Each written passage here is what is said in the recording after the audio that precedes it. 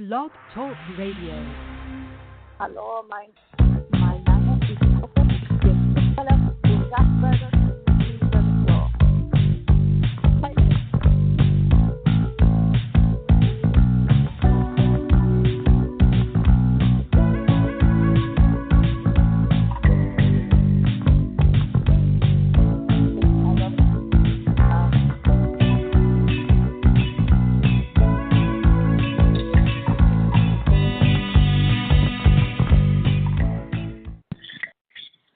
This is the Donelson Files, Tom Donelson and CoCo Konski. I'm Tom Donelson. I'm the chairman of America's PAC, project director and research associate for America's Majority Foundation, author of a few books here and there. And my co-host is CoCo. Hallo, my name is CoCo. Ich bin Schriftsteller und Gastgeber dieser Show. That means hello, I am CoCo. I am a writer and I co-host this show. And I am taking German to test that out for a little bit. Yeah, actually, you even sound German. I mean, we were practicing. Yeah, we were. 2 days.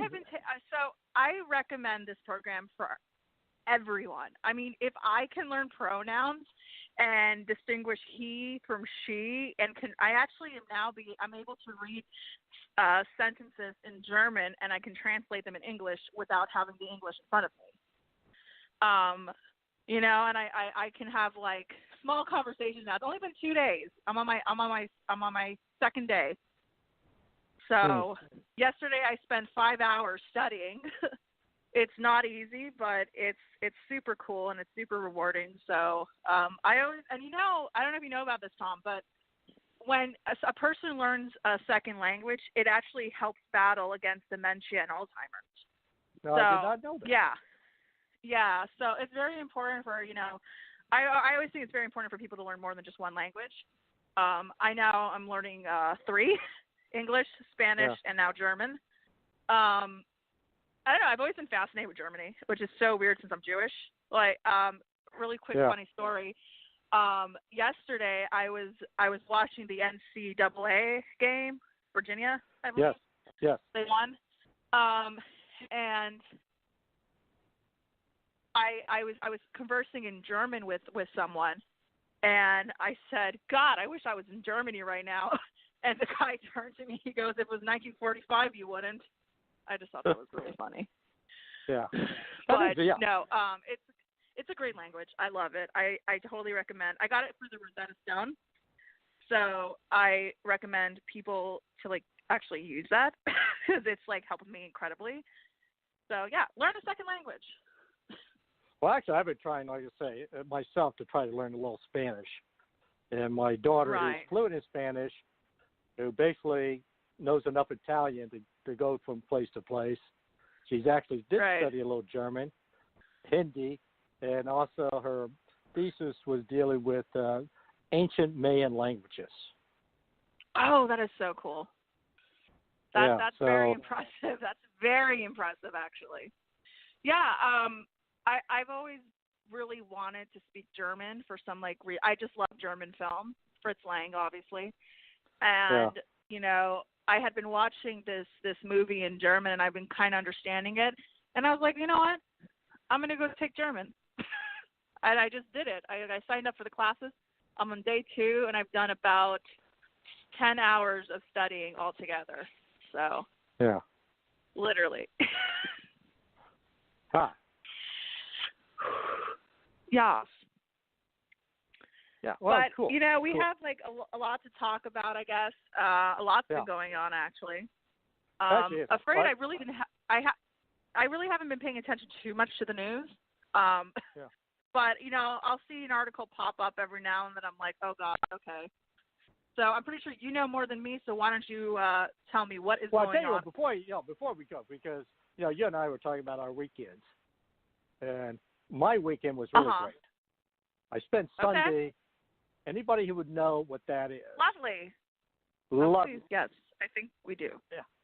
Yeah. And then I had the colonoscopy yesterday, and I found a couple of polyps.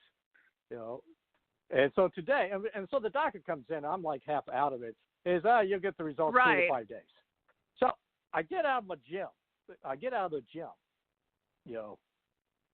and I get this message, and it says, "Please call.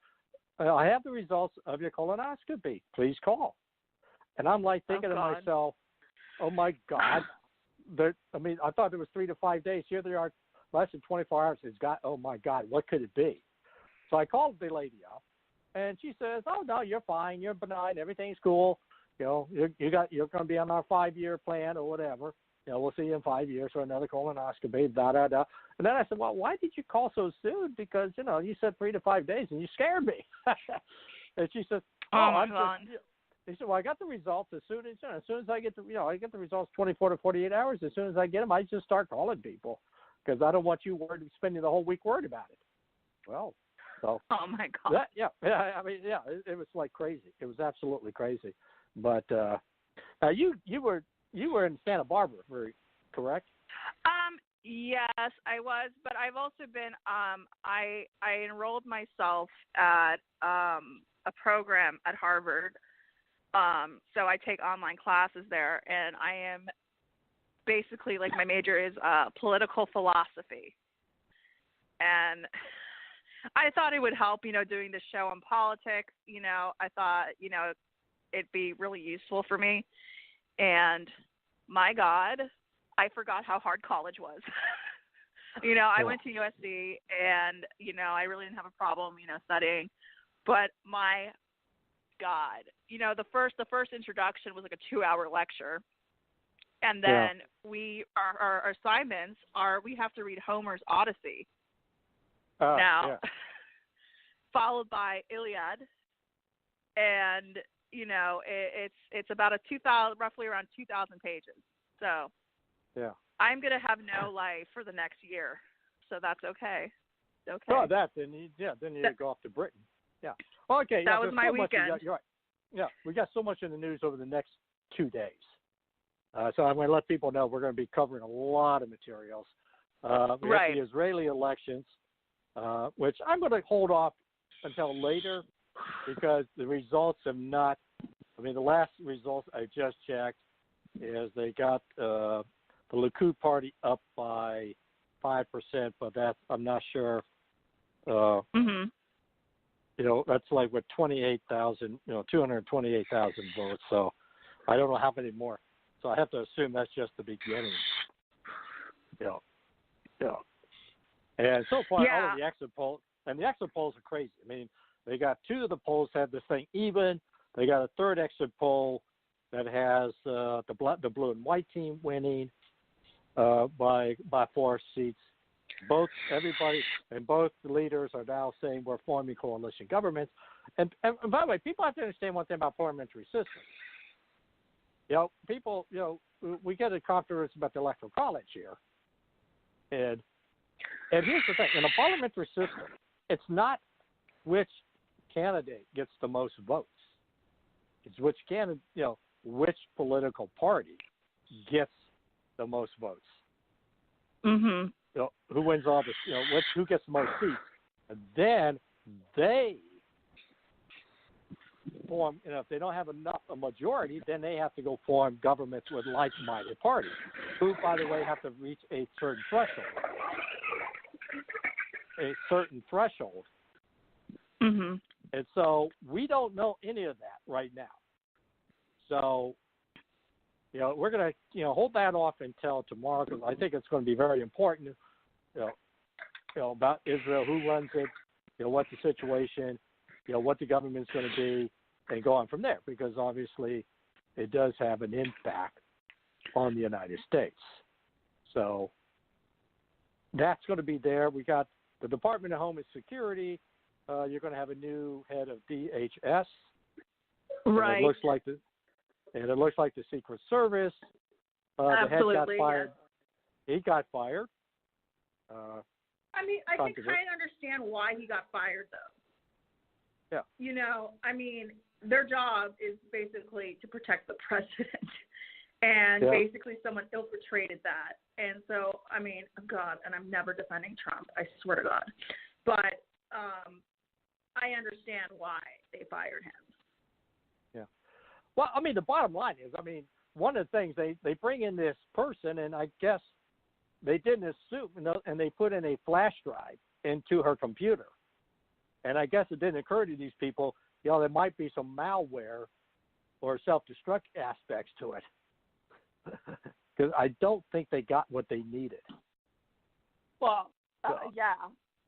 Yeah, and so, but, with the, so basically we got that. We got Nielsen. We got, one of the things you kind of brought up, the new Democratic Party. We'll talk about that. Right. And we're and then the latest stories around the world. And I'm going to take a quick break here. And this is the Donelson Files, Tom Donelson, CoCo Konski, the Donelson Files on the Batchelor Pad Radio Network. Hey, this is L.A. Batchelor reminding you, if you're looking for real discussion on sports, politics, religion, and other topics, you need to join us on Mondays at 6 p.m. Eastern at WCOMFM.org, on Tuesdays at 7 p.m. at blogtalkradio.com/LA-Batchelor, and on Thursdays at the same web address. Follow us on Facebook at Pad Nation, on Twitter, Pad Nation, the number 2 at Twitter, LinkedIn, and you can email us with your requests, your comments, your concerns, anything you want at our email address at LABatchelor with a T, BATCHELOR 40@gmail.com. Follow us on Facebook and Pad Nation, Instagram, and of course, if you miss any part of our broadcast, make sure you go to thebachelorpadnetwork.com and listen and enjoy the Bachelor Pad.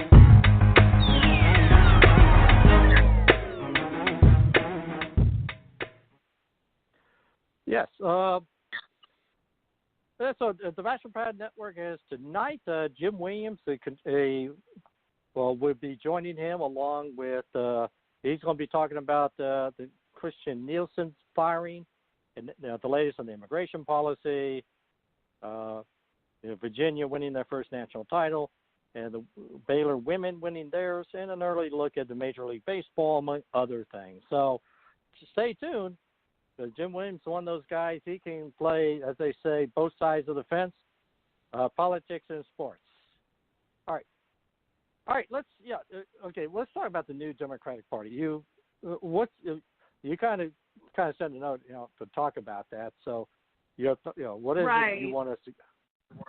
It's not really new, but I think it's kind of taking kind of a new direction, whereas kind of like the moderates are being pushed aside, and it's more of a progressive party at this point.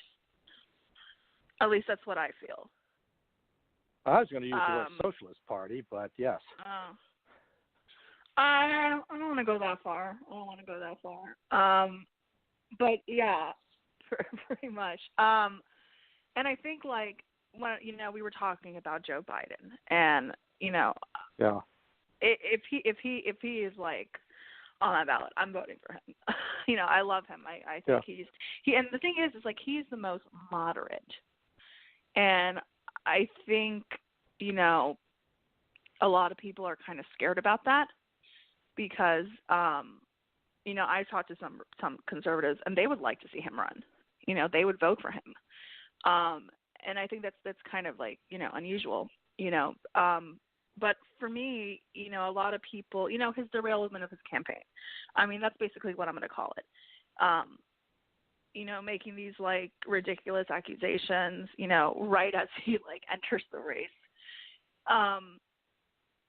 Having, that out in the open, and, him saying, he didn't know he did anything wrong. He's going to be more respectful of people's spaces. There was a really interesting article that came out from the New York Times about, old school politicians and how he is one. And that's how they've always kind of been like.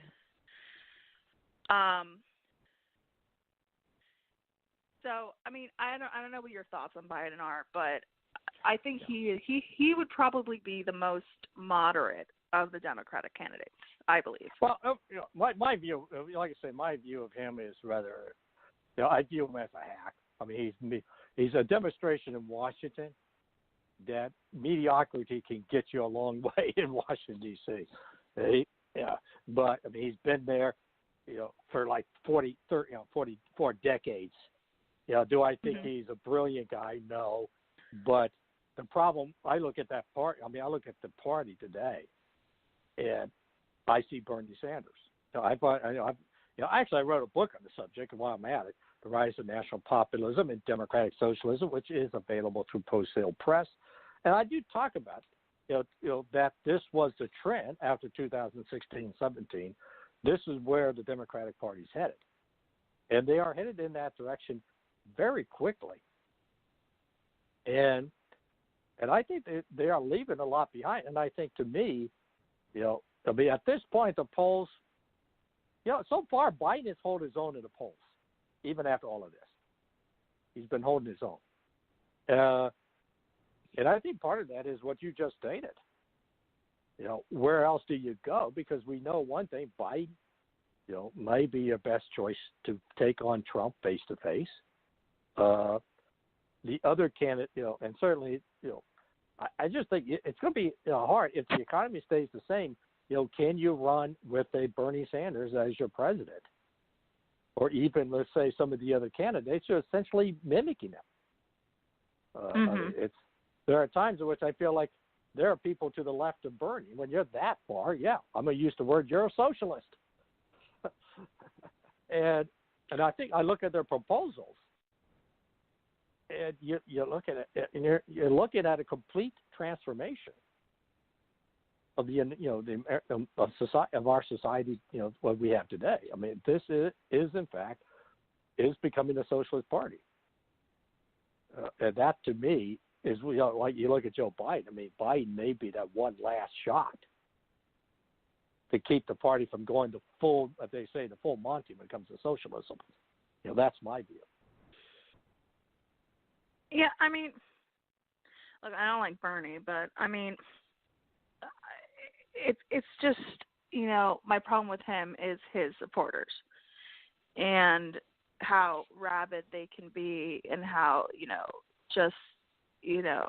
a lot of them are like, well, if Bernie isn't in, then I'm not voting. And the whole reason a lot of people stayed in and not voted, that's how Trump became president. That's what I truly believe in. And I think, in order for, the Dems to, actually have a candidate, I think they're going to need to choose, a moderate one. I really do. And if they're not going to do that, then they're just going to lose all over again. And that's not something I want. I mean, here's the thing that comes into play. I mean, it's, I just got finished, finish up one study, and we're looking at and we're working on a second when we're polling, people, and we poll senior citizens, and it's interesting when we were looking at the data, and we were also looking at data from other sources, and the Republic. I mean, what you're seeing. That's why I talk to people. I go back and advertise my book because, I was seeing these trends in 2016, and what I was seeing, in effect, is that you have, and the question I asked in my book, could populism be tamed and synergized with conservatism, and B, will the Democratic Party go the full socialist route? Because here's the thing. When you start looking at Republicans and you start looking who they are today, the one thing that becomes clear is that it's becoming a blue-collar party overnight. And Trump has brought this in. But it's what people better understand, that this is becoming a blue-collar party. And when we were looking at it, I mean, I was like totally stunned when I was looking at all these studies, all these research we were doing for this particular study. And I was like, my God, we've transformed. The college-educated person that we used to depend upon is a 50-50 proposition at best. And they're moving toward the other way. And the rest, and you're seeing a trend toward this blue-collar image where you go look at the Midwest in particular, Michigan, Iowa, Wisconsin, Pennsylvania.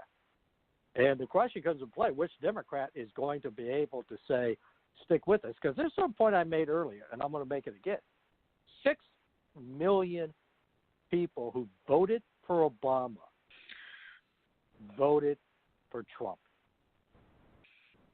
And that includes about 500,000 minorities. So 5.5 million blue-collar whites said, I left the party.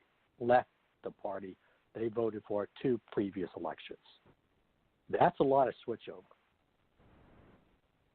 And the question that comes into play is, can the Democrats win without basically having this group behind them? Right.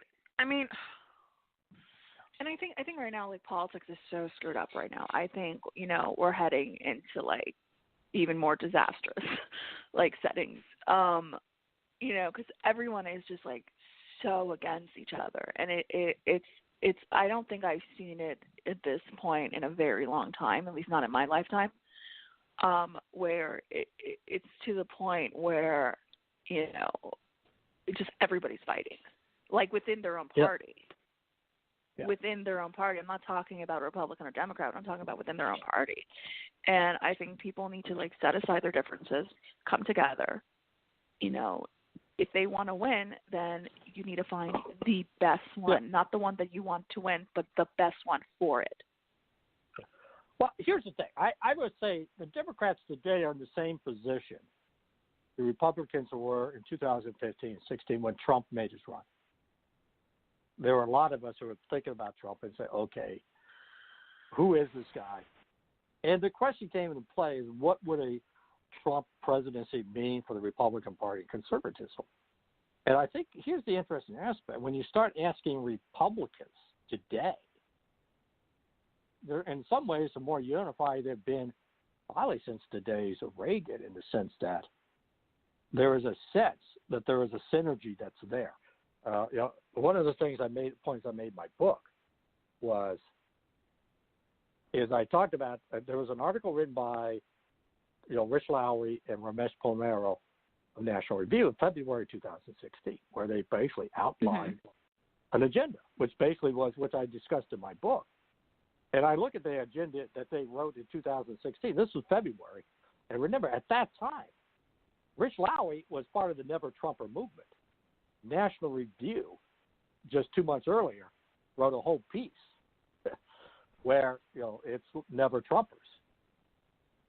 And, but I look at that agenda today and say, 80% of that has already been with Trump. I mean, Trump has basically adopted 85% of that agenda that they put together.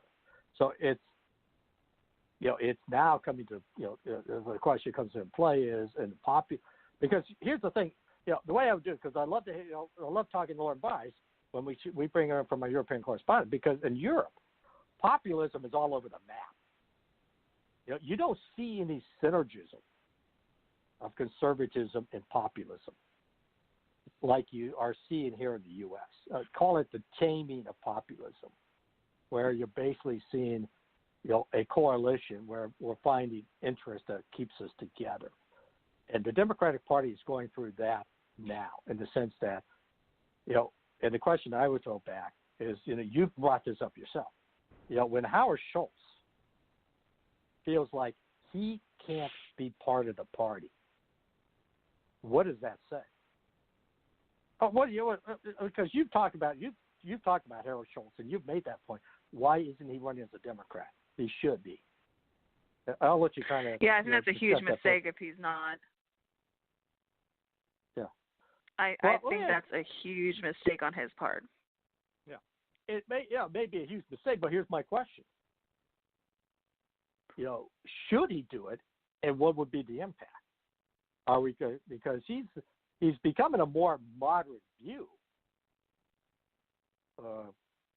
that, let's say, as compared to what's being out there. Could he actually get enough of a vote had he run as a Democrat to have a shot at the nomination?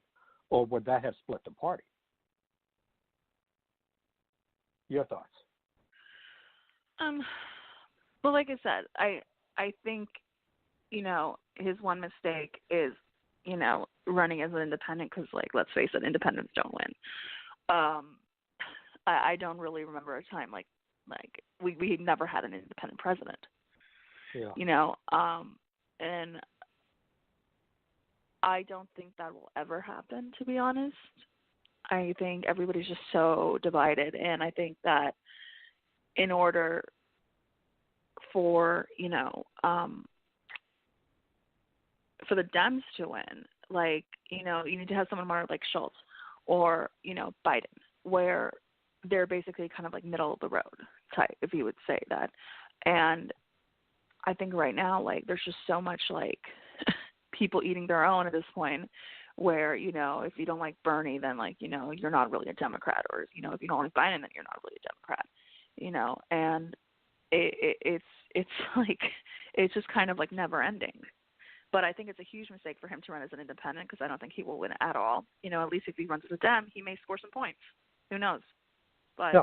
Well, maybe maybe it's the time to have that debate. I know, we've talked about, I've brought this up before. We've talked about, Max Rose out of Long Island. A New York Democrat who views himself as that moderate wing of the party, and he kind of made it clear. He said, "Look, maybe it's time for us to have this fight," because he's sitting there in Alexandria Cortez's backyard, and he's basically saying, "It's time to have this fight now. What do you guys, want? Do you want to primary me? Let's do it. Let's have this fight now in the primary, so we can figure out who can win, who can lose, us sell at the ballot box." And I think that, because let me throw it this way: it's like with Michael Bloomberg. He didn't going to run, and now he's thinking about. Then he decided last couple of weeks ago, well, if Biden's out of the race, then I might jump in.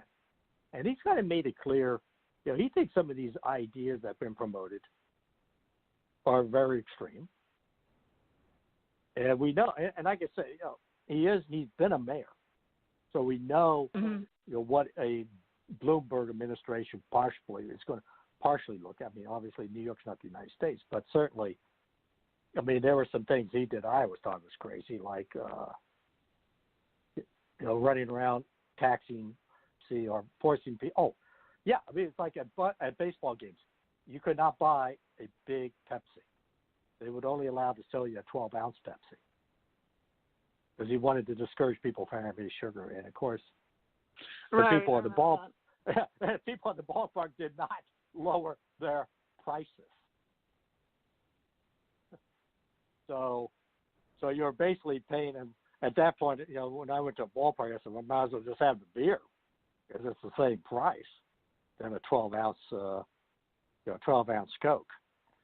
So, we're going to take another great program from the Batchelor Pad Radio Network.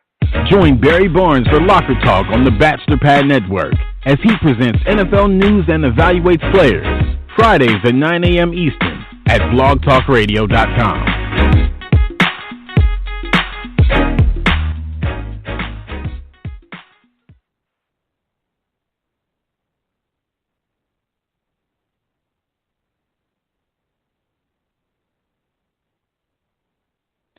Hello. And I guess we're back.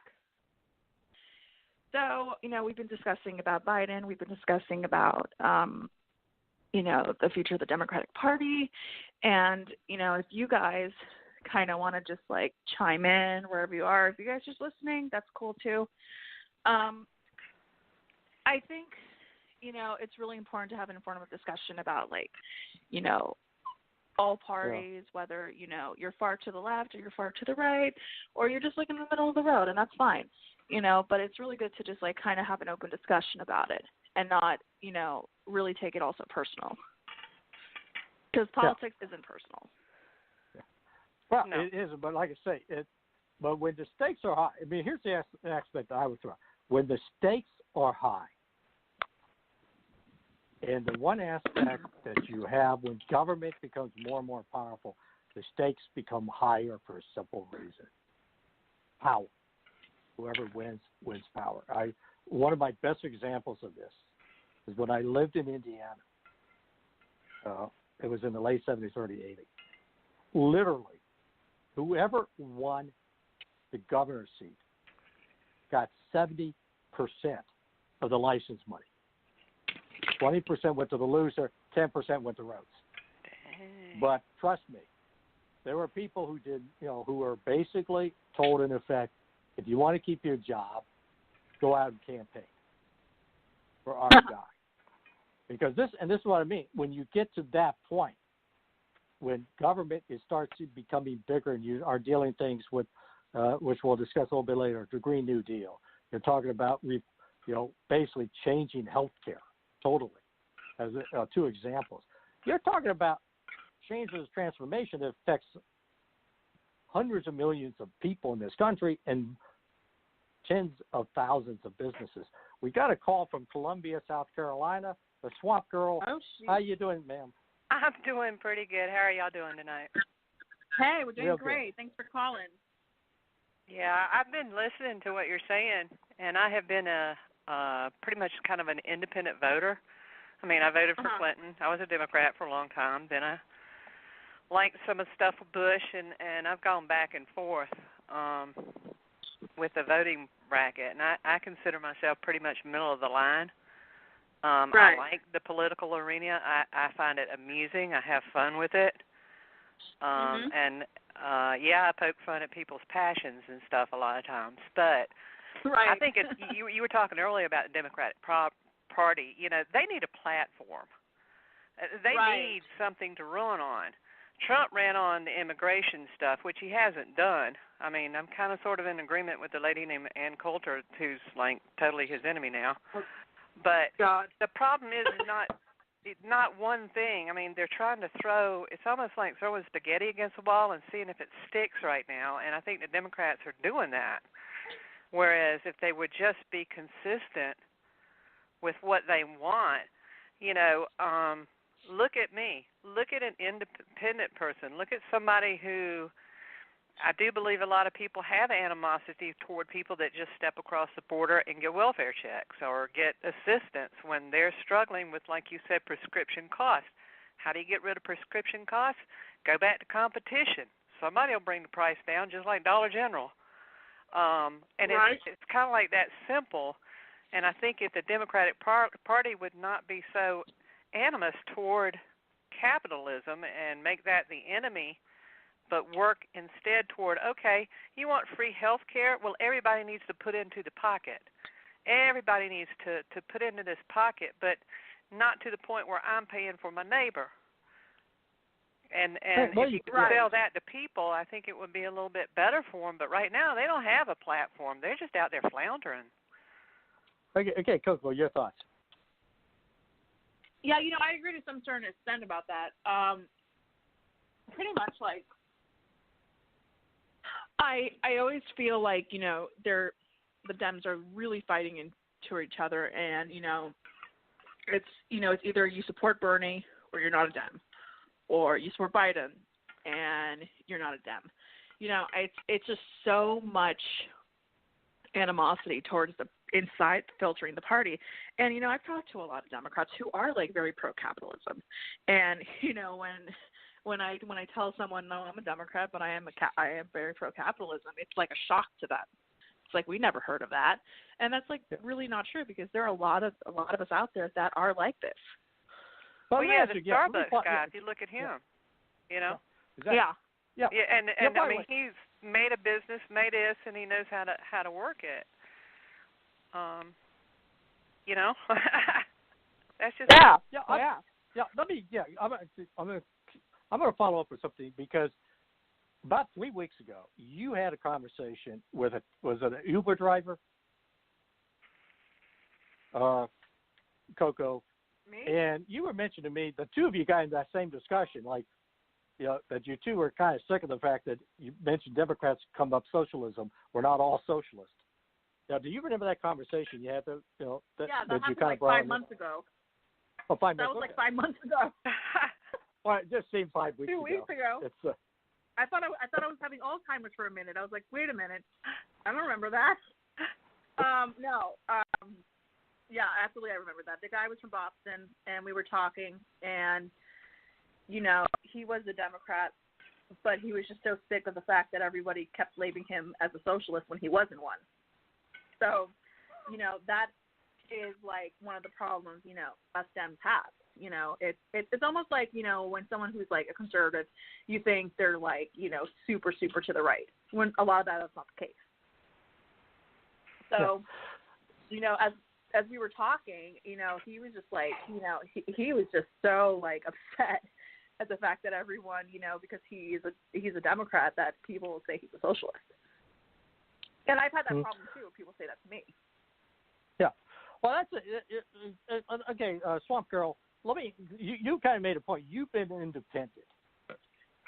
Correct. I've gone. I mean, I usually look at the pros and cons of who I'm voting for, and make my decision then. I don't, and have not, picked a party. I do lean conservative, but that, and pro police and all that, but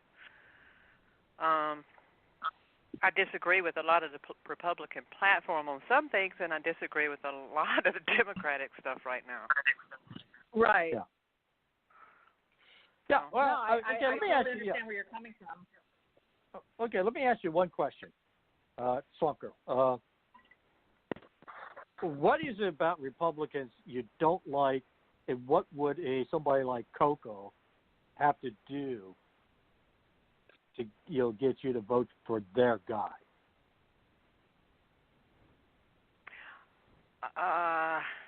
If CoCo were running, let's say. Yeah, let's just say. Do not. Okay, I can tell you what not to do. Don't tell me what I can eat. Don't tell me I can't do a big Slurpee. Don't tell me I have to save straws, unless you've got some really, really, really good science. Don't come at me and say everybody agrees on this without research. Without definitive papers that can be replicated. Don't come at me with crazy stuff. Right now with the Republican Party, I think they are leaning extremely conservative.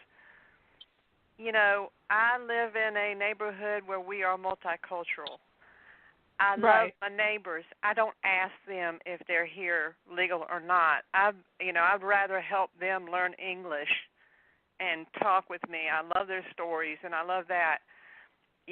But I don't like the group that I've seen in my neighborhood that comes over here and brings their kids and brings the family, and they start going to jail and getting in trouble. They talked about MS-13. Well, a lot of MS-13s got mamas and daddies that they bring over here too. They come as a family unit, and people aren't looking at a lot of that. If somebody were running right now, I would tell them, wait a minute, stop, fix it, do the. What did they have, the E-Verify thing a while back? Yeah. I agreed with somebody recently where she said we need more people and more judges on the border, and I'm like, no, change that step over the line border law first, then get your more judges at the border. But that's not where stuff's coming in at half the time. I live in South Carolina. We got more coastline than anybody and more swampland than anybody, where you can come in. I mean, the Coast Guard only has so many boats out there, and they're forgetting about those boats. It's kind of crazy the way people are looking at stuff. They're not looking holistically and simplistically. They want to fix the whole picture. So if you got a Democrat that comes in and says, well, free health care, that's not going to happen, but let's open it up and let everybody compete, somebody will come up with a cheaper price. Okay, hold on to that thought. And we're going to take a quick break to talk about another great program of the Bachelor Pad. This is Tom Donelson and CoCo Konski on the Donelson Files on the Bachelor Pad Radio Network. And on the line, joining us from Columbia, South Carolina, is the Swamp Girl. Hello, this is Sandy Eason, the host of Sandy's Secrets. Come and join us, where we will be talking about women's issues of sexuality, sensuality, and self-love. We'll be coming soon, exclusively on the Bachelor Pad Radio Network.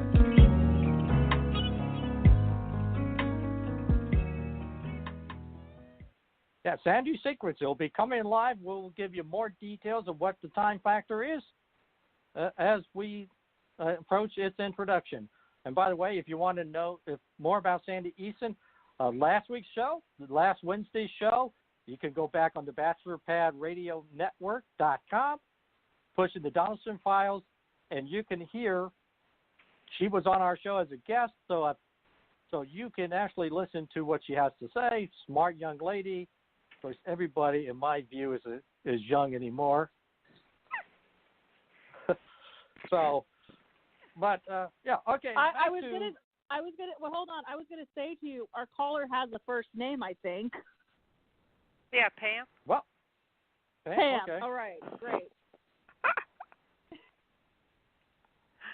All right, okay, Pam. Yeah. Oh, okay. Yeah. So, all right. Let me put this. Okay, I'm going to ask this question, Pam, to you, because obviously, okay, we have the shakeup with Nielsen leaving the Department of Homeland Security. You've got the mess at the border, as it is, where hundreds of literally tens, thousands every day are coming across illegally. And maybe the point I would make, and here's the point I would make is this, okay? My grandparents on my mom's side of the family, they came from Italy. They came over the boat from Italy, and they lived and they moved to Kansas City. We have about 1 million people every year that comes in legally into this country. That's a lot of people. Mm-hmm. And my problem that I have, and I understand what you're saying, and the saying is part of it, is that when you have people coming in illegally, first of all, you got the problem of assimilation, because once you're here legally, it's difficult for assimilation because you're in the underground. You're not above what? You're not above the ground. You're in the underground. Correct. So you can't really expose yourself. So assimilation becomes more difficult. And to me, you can't have immigration without assimilation. You're finding this also in Europe, where they're having the same issues, where the difficulty of assimilation is coming into play with many of the refugees. It's so without that, without assimilation, immigration policy becomes a problematic quagmire in which people balkanize themselves, as opposed to becoming part of a national unit.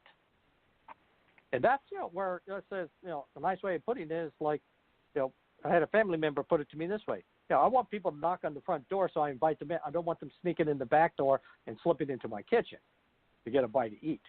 Correct. And I think that's part of the problem that we see right now with the border security issue is that, we're not talking about a couple people here and there. We're talking about thousands coming every day, and they're coming in, and they're eventually getting into the hinterland. And the question is, how do you assimilate a group of people who've already broken the law, come into this country, when you got 1 million people already coming in as well? And that's where I'm a little bit more on the Democratic side. Educate. Have a national language. What is the problem with a national language? What is the problem with saying we speak English here? Native Americans, Indians, had to learn how to speak English. And you talked about earlier on about, learning other languages, German and things like that. Yeah, that's interesting, but you have people here already that have a native language that they spoke, and they had to learn English forcibly. Okay, fine, they lost the war, but at the same time, they're able to retain their native language. I sing in Lakota song. I sing Lakota and Cherokee songs. Talking about 2 languages. I have no problem doing that. But I also understand that I step in 2 worlds. I have one world that I live in, but I am an American. There's no way you can get around that. I don't claim heritage or I don't claim status for benefits from a government. Do you see what I'm saying? Right. Yeah. No, so that takes a little bit of education. You want to come here to America, be an American and learn American. And right, but at the same time, I'm not going to have a problem if someone is speaking Spanish to me or someone's speaking French or German. I don't. Obviously, people are going to learn English. But for me, I'm not going to be, offended if someone is speaking German to me or someone is speaking French because that is their native language. I'm not offended at all with that, and that's what I'm saying. Yeah. That's exactly what I'm saying. Yeah, exactly. You could maintain your culture without demanding that I who have lived here and been here, been to your culture. I shouldn't have to bend to your culture. You came to my house. Yeah. Right. Well, again, that goes back to the point of assimilation, which I've discussed. Right. Correct. Because to me, the language is a good example. If you know the English language, you're going to be able to advance in the society because that's the primary language. If you go to any other country, if you go to Mexico, you speak Spanish, whether you like it. That's it. It's not like when I go to South Dakota, I have to speak Lakota. I do not speak, and I have to speak a certain dialect. I do not speak English. They don't allow that in certain places up there. Yeah, and that's okay. Now, do you have Native American blood or part of you? I'm just calling it associations right now. I mean, my mother was Cherokee. We grew up there. I have a sister who is Lakota, and I've been up there several times. That's very cool. All right. Yeah. But interesting. I'm one of. I did not stand with the Standing Rock protesters. I stood with the people who had to clean up after they left. Yeah. Okay. Yeah. I would say. Actually, here's the interesting aspect, because you're not saying anything that CoCo and I can disagree on when it comes to immigration policies in the sense of assimilation. We don't have an open border. We have a border that you can knock on the front door. There's a process to come in. We've had this discussion before. Where we've had people who've been in this country or are trying to make it in this country, or in some cases become a U.S. citizen. And because it's not an easy process to become a U.S. citizen. It's not, and I think I've known some people who really work real hard at that and try to go through it and do it the right way, and it's still hard. Yeah, and to me, citizenship is a privilege. It's not a right. You don't just because you come into the United States doesn't mean you have a right to stay here, or we have a right to. Because we do have a right to make the dictate, and again, every country does this. They have immigration policies. In Canada, they have a merit system, more so than we do. Yeah, but excuse me, I'm sorry. The problem is, and you brought up a point there that just kind of triggered me a little bit. I guess triggered. We allowed people to pray on something other than the Bible when this is basically a Christian nation. We allowed representatives to do that, and I take issue with that. Yeah, like I said, I live in two cultures, or three basically, in different worlds, but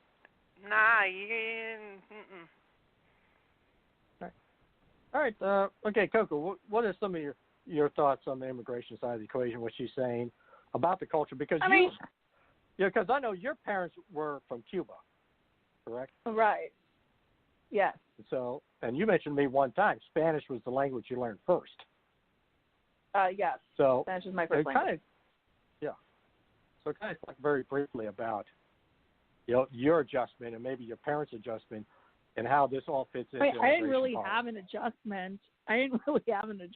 Because, to me, I spoke Spanish first, and then I think I learned English when I was around 3 or 4. And, I started learning other languages as well. I've always been told it's good to speak more than just one language. But I never thought of it as an adjustment. Mm-hmm. I don't think I ever thought of it as an adjustment. Would you take offense if I ate Cuban food? No. You see what I'm saying? Some people do. What? And that's where the Democratic, going back to the original question, that's where the Democratic Party has had its problems. Yeah, you're talking about appropriation. If I wanted to send her something Indian and she's got Cuban heritage, but it meant something to me and I explained it to her and she wore it around her neck, somebody might say, oh, you're appropriating. Yeah. And I had to dress a young girl down who had a pair of earrings that I made. She said, and I'm not politically correct, so she was a young black girl, and she said, somebody said I might be appropriating. I said, you tell them an Indian made that for you. And you're not appropriating. You're honoring the artist that made that. Do you not understand? Right.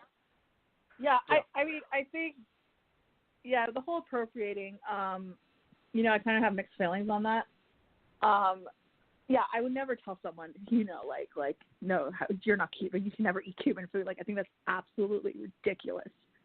I think it's absolutely ridiculous. But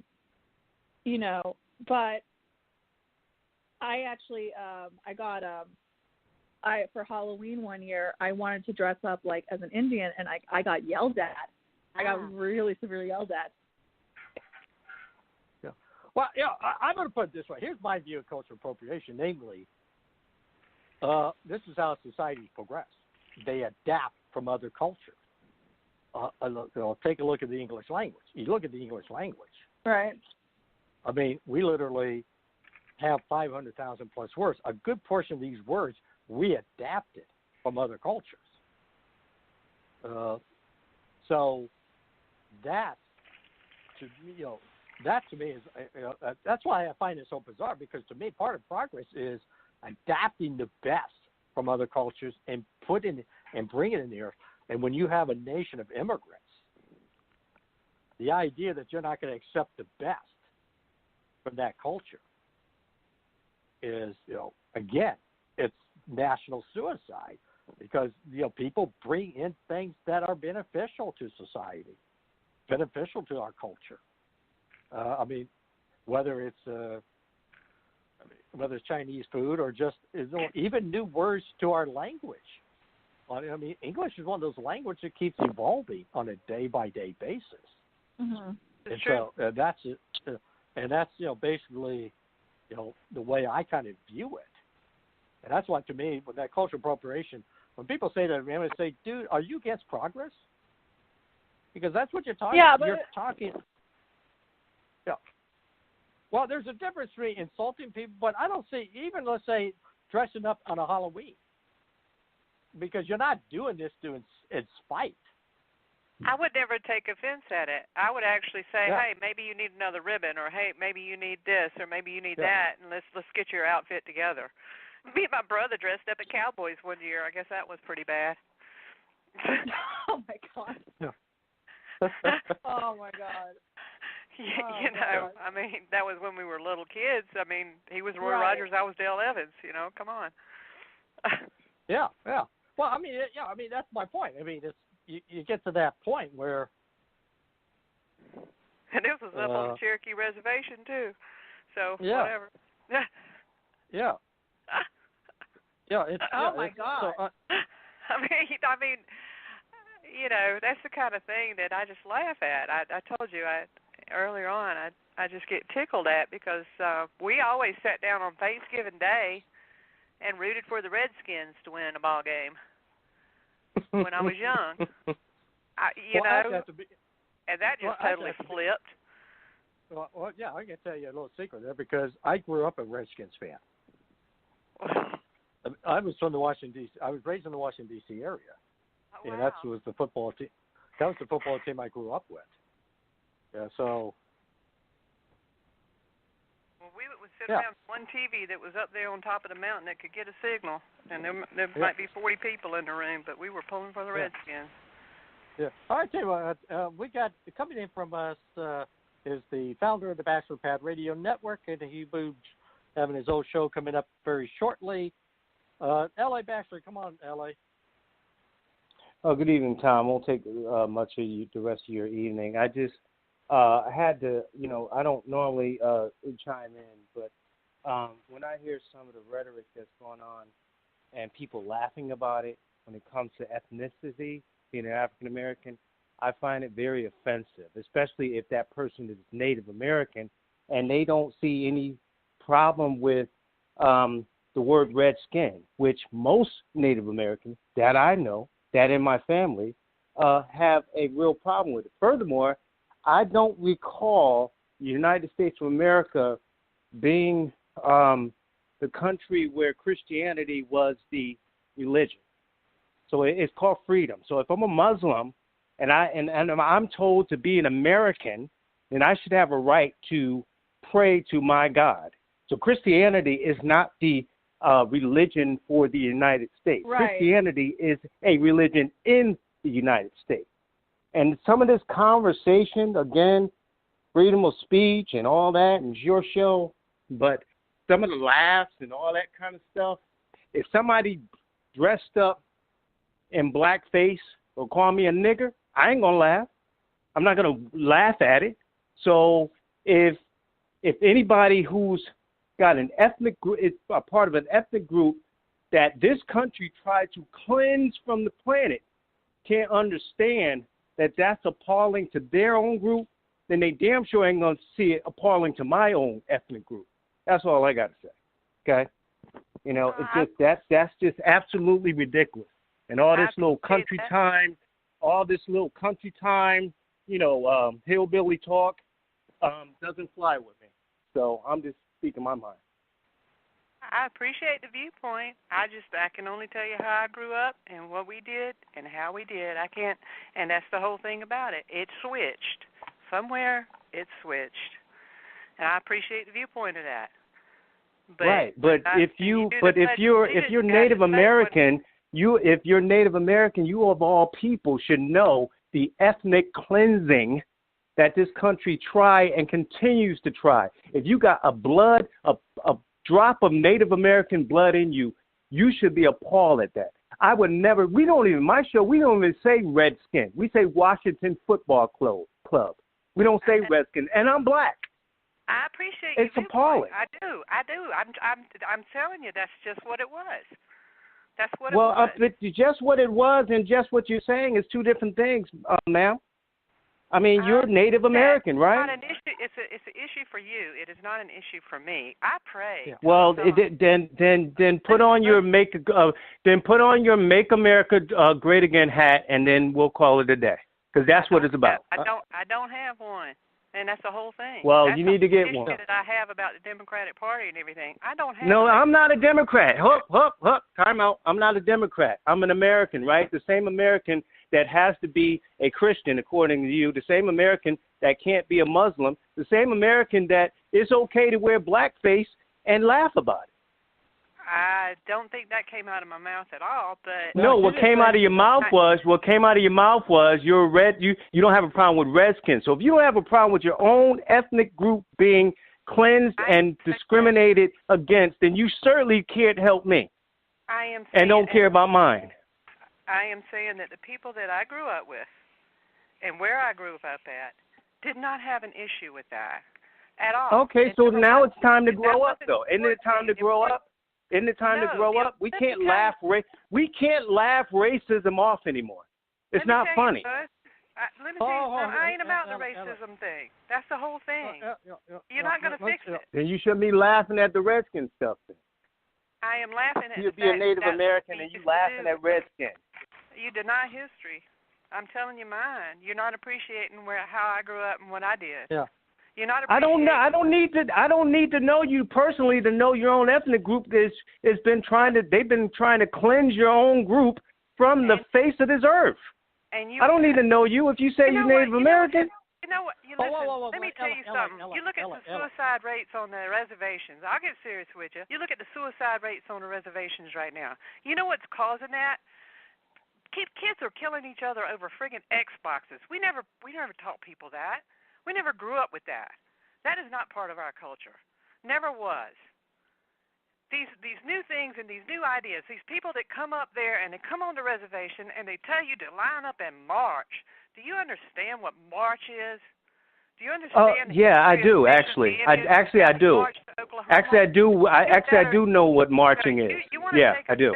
Something? You take offense at some radical people coming up there and telling Indians they got to stand on a road and march. My God, that was just a shameful period. And what's the difference? What's the difference between this racist pig in the White House telling people that he can go around shooting people on Fifth Avenue and get away with it? What's the difference? Right? He's making America great again, right? You're bringing in everything about Trump, and I'm not about that, man. No, well then don't bring up the Democrats. Then don't bring up don't take sides. Then if you're gonna bring up the Democrats this, the Democrats that, then I can bring up Trump. How about that? That's true, but you don't have to put his red hat on my body. Wait, yeah. Hold on a second. It's my show. It's for the next minute or so. Ellie, I mean, I'm sorry, Mr. She Don. is an independent. Mr. Donelson, like I lost you, it. I'm sorry. Yeah. She's an independent, and she did. We asked the questions, namely, what would it take? What are you looking for from those individuals? Now,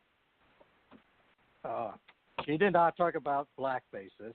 She didn't even bring. That did not come up, and I think it has nothing to do with black faces. Tom, pump your brakes. It has to do with racism. It doesn't have to be black. It doesn't have to be black or Native American. It's about racism of ethnic groups. Doesn't have to be that black. It could be anything. I happen to be black. Do you not think I get slammed when I dress up and go somewhere? Yeah. Okay. Hold on. Yeah. Okay. Okay. We're getting out of control here. I think we misinterpreted things. That's okay, Pam. Thank you very much. Thank you, sir. I'm sorry. No, you did fine. You did well. Appreciate it, though. I appreciate you being on the show. Thank you very much. And y'all have a good evening. Now, you have a good evening yourself. And I'm going to turn this over to the, CoCo and I will say goodnight. This is Tom Donelson with the Donelson Files. Thank you, Miss CoCo. And this is a Batchelor Pad Radio on the Batchelor Pad Radio. On the record with White House correspondent April Ryan. So I will go ahead and it's the Batchelor Pad Network. Thank you, Tom, and I appreciate that.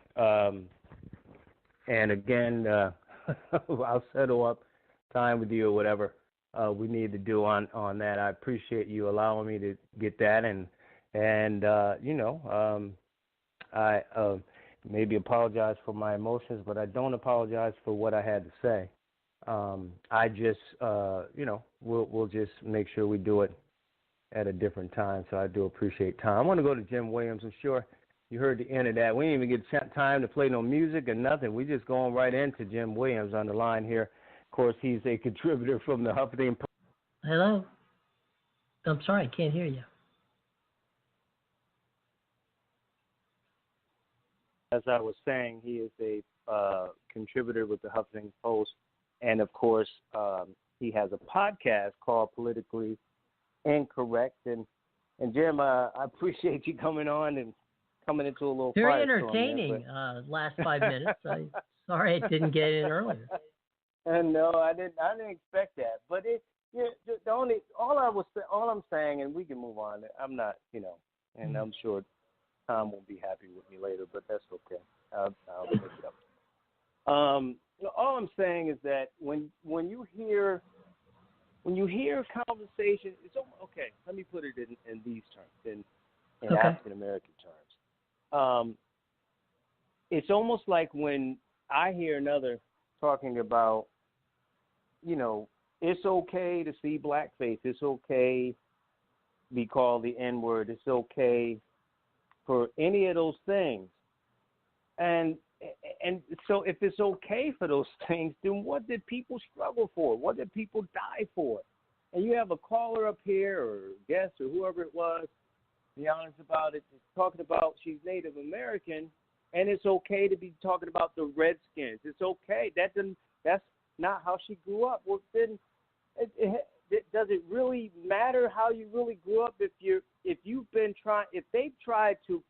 There's no other ethnic group on the planet that has been annihilated and almost cleansed out from the face of the earth than Native Americans. How do you not get that? And so all my point was, where you going, I feel bad for you, but if you can't be sensitive, my point is, if you can't be sensitive to your own group, you damn sure can't be sensitive to mine. And we go through the same type of stuff. Yeah. And that's all I'm trying to get. And she's pointing out the problems of the Democrats this. And as soon as I bring up Trump, make America great again, she says, oh, I'm not a Republican. Well, then why are you bringing up the Democrats? Man, you can't have it both ways. No. It's part of the problem on Native American issues is really threefold, real quick, and hopefully she gets this. Is that the unemployment rate among people from the different tribes that are on reservations right now is really, it's not even close to what the national norm is. It's way below. The drinking issue on Native American land comes from A, not having a job, and B, the basic situations of really more along the lines of clinical depression. And it all feeds back in. If you don't have a job, you're not feeling like you're productive, and things begin to spiral out of control. Furthermore, and again, not that I'm taking sides on this, but furthermore, you've got the problem which happened in a number of places around the country where, if you recall, back in the 2018 midterms, they had problems with regard to actually even voting because there were people who were supervisor of elections saying you have to have a street number. Well, if you live on a reservation, there is no such thing as a street number. So they not only were they disenfranchised, they were literally, here are the Native Americans, the Americans, and they're not getting to vote. So there's a lot of beef to be had from the Native Americans on how we have not been anywhere near right with them from day one.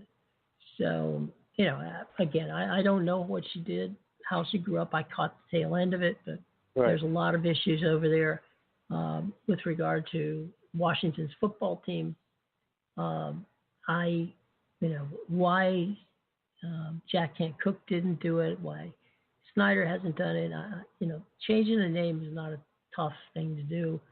It's a pretty simple thing to do. I know that Abe Poland was very upset, with what happened with guns and violence, and he took, he changed the bullets to the Wizards. So it's not that tough to do, and there are people who still have the Bullets jerseys. Fine, it's up to them, they want to wear it, but he had a moral compass that said, you know what, I don't want to be associated with guns or violence, and so I'm going to change the name of the team. I just want to ask you, we're talking about doing some different ventures and things, and part of it is to talk about these areas, these issues, and the plight of different ethnic groups and why they vote the way they vote and why they choose the politicians. One of the biggest things I see when it comes to, and Jim, just to get your thoughts on this before we go to, Bob Barr and all that, but minority groups tend to, myself included, tend to vote against their own best interest. Poor whites, you can put that in a category. Voting against your own best interest. Why, in your opinion, I don't know if you've seen any data or anything, that seemed to happen, and why is that such a trend with some? I think a lot of it comes with comfortable, you're comfortable with a certain party or a certain person. And I've seen it, and there's empirical data that goes, that bears it out, and that is that, they're not, and when I say they, I mean fill in the blank. It can be blacks, Jews, LGBTQ plus, whatever, Hispanics. The whole thing boils down to not taking the time, and this is a general thing for all voters, not just any specific ethnic group, that basically they are informed by what they feel, is the right narrative for them. So whether it's a newspaper that they read or don't read, cable news network, or how they get their information, more often than not, they try to get the information that goes along their own lines. They don't look outside the box and try to find voting records. They don't delve into the true background of the candidates. Look at why in heaven's name would white women break for Trump, white educated women break for Trump as they did against Hillary Clinton, given the fact that Trump's vice president is doing everything humanly possible to roll back women's rights in this country along with the LGBTQ thing, and he's doing it all in the name of Christianity. So, if you're looking at keeping your 401k going, okay, I get that, but if you're looking at what you're doing to generations of women, generations of Hispanics, in Florida, he won the Cuban vote based on the fact that little Havana was like, oh yeah, we don't want to deal with Castro anymore, even though Obama had started a dialogue to try to work something out. That was never going to happen because they didn't want it to happen. And so, he, being President Trump, got some areas which didn't make any sense. I mean, when you go to the crosstabs, which is, basically what I do is kind of like sabermetrics or politics, and you go through it and you look at it and you realize that, okay, I see where they pieced together this thing. I don't know if you can do that ever again, but, everything broke right, and he was able to do it. So, again, to your point, I think everybody needs to be more attuned to what matters to you. Find out, what you need to do and what these issues are, and then hold these politicians to it. It doesn't matter whether you got a city council person or a state representative or, congressperson or senator. In heaven's when it comes to the presidential election in 2020, for heaven's sakes, pay attention, because these are things that you'll never get back. Once the president gets in there, they change. They can do a lot of damage in 4 years. I like I said, I'll get some backlash, but I'm a big boy. I got my big boy pants on. I can handle it. And I'm going to go to Reggie Howe. But as I go to him, just to further, you don't have to respond. Just to further what I was saying, if you can't be sensitive to your own ethnic group, I think it's two things. I think, sometimes we may be products of our own environment. So, in other words, you may look like me, but you didn't grow up like me. And so your policies might be, or your beliefs might be a little bit different. You might have the same color skin, but you may not have experienced the type of things that I have. And I think it's true in all oppressed groups, Native Americans being one. So I don't know that person's background, but that could be the issue. If you're going to laugh at your own people, this mainstream society doesn't want to give,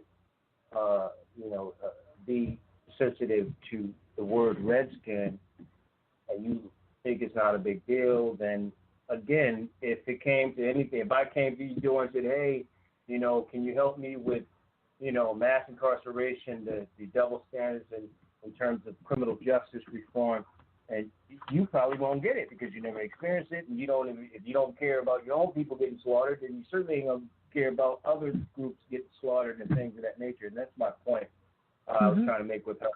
I'm going to go to Reggie Howell, and I see you, T. Hang on the line. Go ahead, Reg. Hey, Reg. Good evening. Can y'all hear me okay?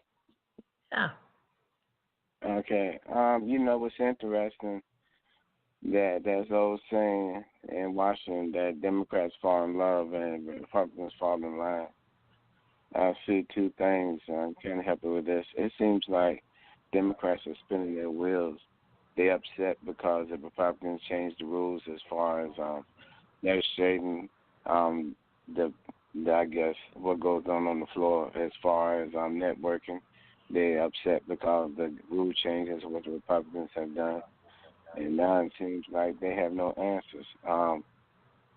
To me, where is this Democrat Party going? It seems like they don't have a clue right now.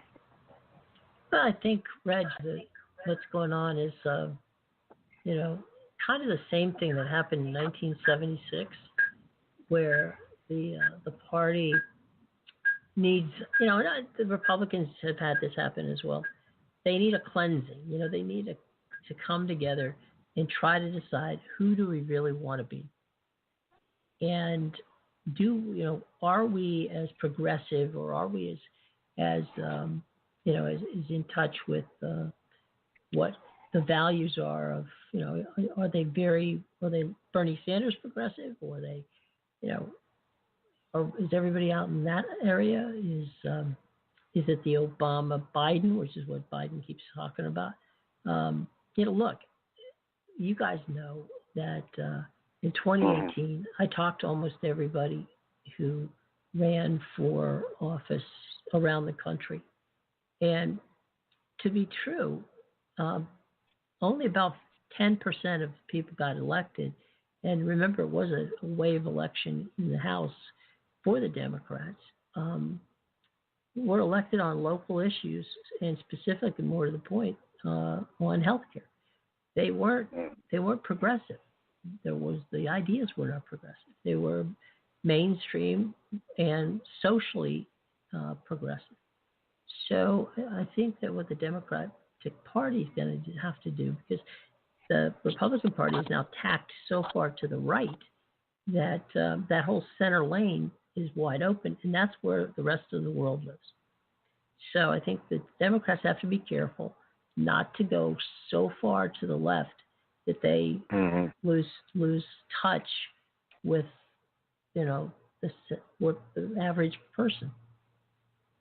Right. One quick question: how much damage did the Clintons do with them putting a fist hold on the 2016 election? Because, just one final question, it amazed me that every time Dick and Harry, wants to run for the nomination for the Democrat, but where was this fervor, including Joe Biden?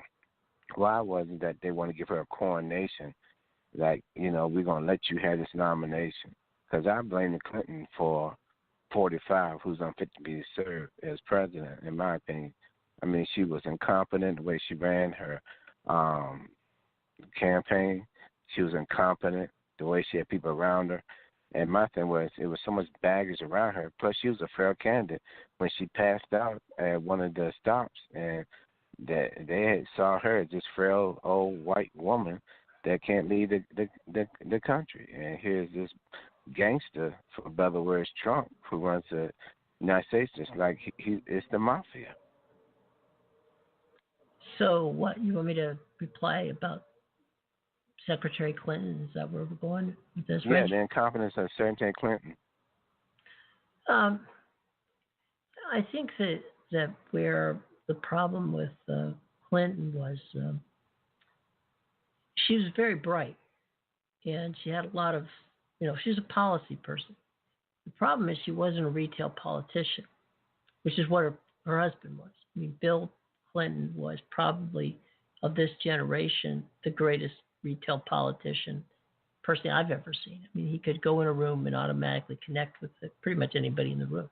That was not the case with Secretary Clinton. She had a disconnect problem, and she had a kind of a steeliness to her, a bit of aloofness to her that turned some people off. So I think that what happened was the Democratic Party was mad because Bernie Sanders, who caucuses as a Democrat but isn't really a member of the Democratic Party, was seen as the Democrats' Trump. Because the Republicans, if you remember, there were 14 guys and ladies that were running for the nomination, and they saw Trump as the outsider and not a Republican. And they didn't really come around to Trump until it was pretty much foregone conclusion that he was going to win. If truth be told, CNN and MSNBC elected Donald Trump the President of the United States. Because if they didn't give him that airtime for free, he would never have gotten it from Fox. And so, they made him they made him up to be bigger than he truly was. And he got over $1 billion worth of free advertising time. So all of a sudden, he was getting propped up by, MSNBC and CNN, the people that he now calls fake news. But back to Clinton, she was a flawed candidate. And I don't think there's any question about that. I think had Joe Biden not had issues with his family being, his son Beau dying, I think Joe probably would have gotten it, and that would have been a whole different change of a race. But he took a pass on it, and there wasn't much in the way of a competition. –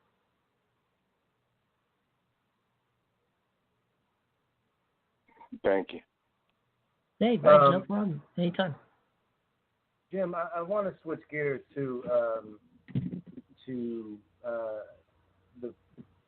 number 45 seemingly hatchet job he's doing with the Department of Homeland Security and the Secret Service. I want to deal with them first. He replaces his Secret Service director, calls him Dumbo based on his ears. Right. Do you think that had to do with anything with this this Chinese young lady getting all the way into his what, in home Mar-a-Lago? Right, and I said to someone off the air, I said, you know what, I could see Trump being furious at them allowing that lady to get as close as she did. But of course, he mingles with people having weddings at that facility. So how much do you think that had to do with it? Let's just start with the Secret Service. All right. I mean, it's fair to say that probably had a factor to it, but remember that the guy who was in charge of the Secret Service was also the guy who was very outspoken about not giving clearance to certain members of the Trump family, and as well as other members of the potential cabinet and other situations that they had. I mean, he was very much against Jared and Ivanka getting the highest clearance that they had, and he was vocal about it. And so, the guy who protected him was General Kelly. And once General Kelly was out, I think the writing was on the wall that, they were going to change the Secret Service people. But, the Secret Service works for the country. They don't work for him. And I just don't think that he was too pleased that this guy, didn't want Jared and Ivanka to have, the highest possible clearance that the president wanted them to have. So, I mean, this has been coming for a long time. And I think he's just been looking for an opportunity to do it. And once Kelly was gone, that was a good opportunity. And now this whole thing with the Chinese woman at Mar-a-Lago is, maybe that was just the final straw that gave him a reason to get out of it. We're talking, if you're just joining us, we're talking with Jim Williams. Of course, he's a contributing writer of the Huffington Post, host of the podcast Politically Incorrect, and a bunch of other things and more to come. So you mentioned General Kelly, some of his underlings, if you will, that the president keeps grabbing from, one being the firing we see of Kirstjen Nielsen, who worked under General Kelly. Right. What did you hear? There's a lot of stories out there that there was a big argument that she refused to do certain things. And I said to someone before off the air, a lot of these folks, they have to look themselves in the mirror. Having said that, they work for a guy like Trump. They leave, they write a book, they go on tour, they make a lot of money. So their conscience is clear as far as they're concerned. Ms. Nielsen is one of those types. Being the face of taking immigrants who are trying to come in this country away from their kids, separating from their kids. What is what you've heard? Why she got fired? and the fact that are they really going to continue this implementation of taking kids away from their parents, and then they're getting lost, and parents and kids can't get reunited in this process? Well, I think Kirstjen Nielsen and Donald Trump never really got along from the start. I'm no fan of Kirstjen Nielsen. Let me begin with that. She was she came from the Bush administration, so she had some credibility in that regard. But at the end of the day, Kirstjen Nielsen pushed back. It's hard to believe that the President of the United States wanted to be harsher than what that what was going on, but he did, and he was pushing, and Nielsen pushed back. Now, not a lot was made of this, and I'm quite frankly, I'm a bit baffled as to why it wasn't. But last week, Kirstjen Nielsen met with the Central American leaders to try to come up with a triangulation of a deal where El Salvador, Colombia, some of these places where these people are coming from and seeking asylum from, that they could work together to try to make things better in those areas, which of course includes financial aid. The president literally cut her legs out from under by saying there's not going to be any aid to these three countries where most of the immigrants are coming, and they're basically attempting to flee what could very well be a death sentence for them.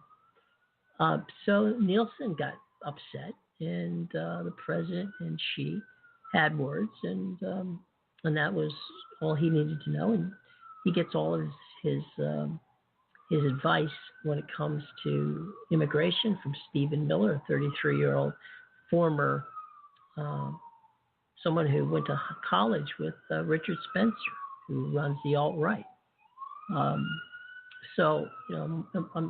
Stephen Miller is the quintessential, I don't like brown people, I don't like black people, I don't like anybody who's not white, we're not letting them in the country. And if that's his, that's his. Now, to your point about, does this mean that we're going to have more, separations of families at the border? The president this afternoon said no.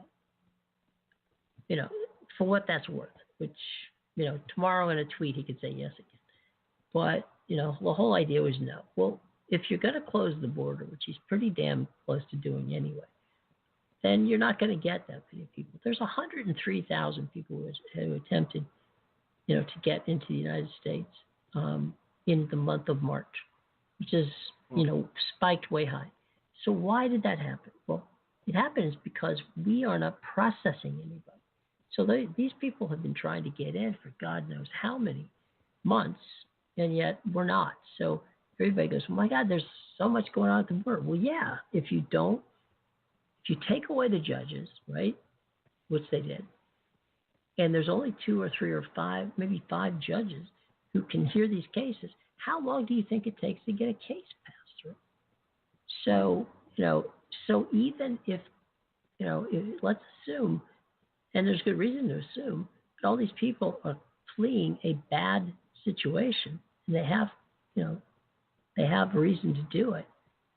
Everything we seem to keep doing is not hurting Mexico at all.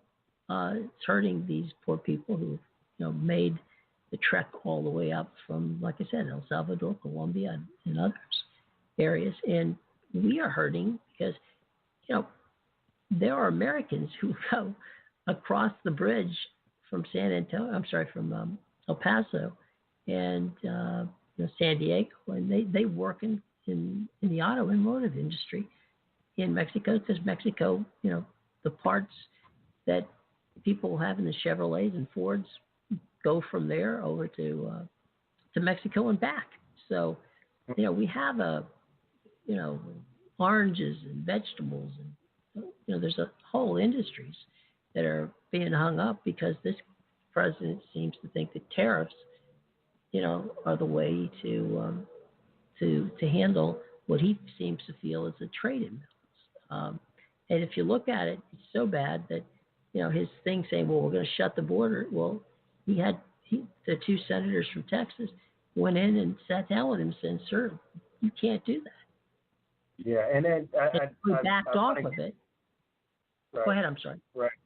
Yeah, and I we can go on and on about that. I mean, the fact that he's making speeches saying we're full, no vacancies. It's just absolutely racist. It's absolutely racist. But I want to move on to Bar and ask you about a little bit baseball, because I know we're going to talk some baseball too. But if you're just joining us, sure. We're talking with Jim Williams, of course, from the Huffington Post and Politically Incorrect here on the pad.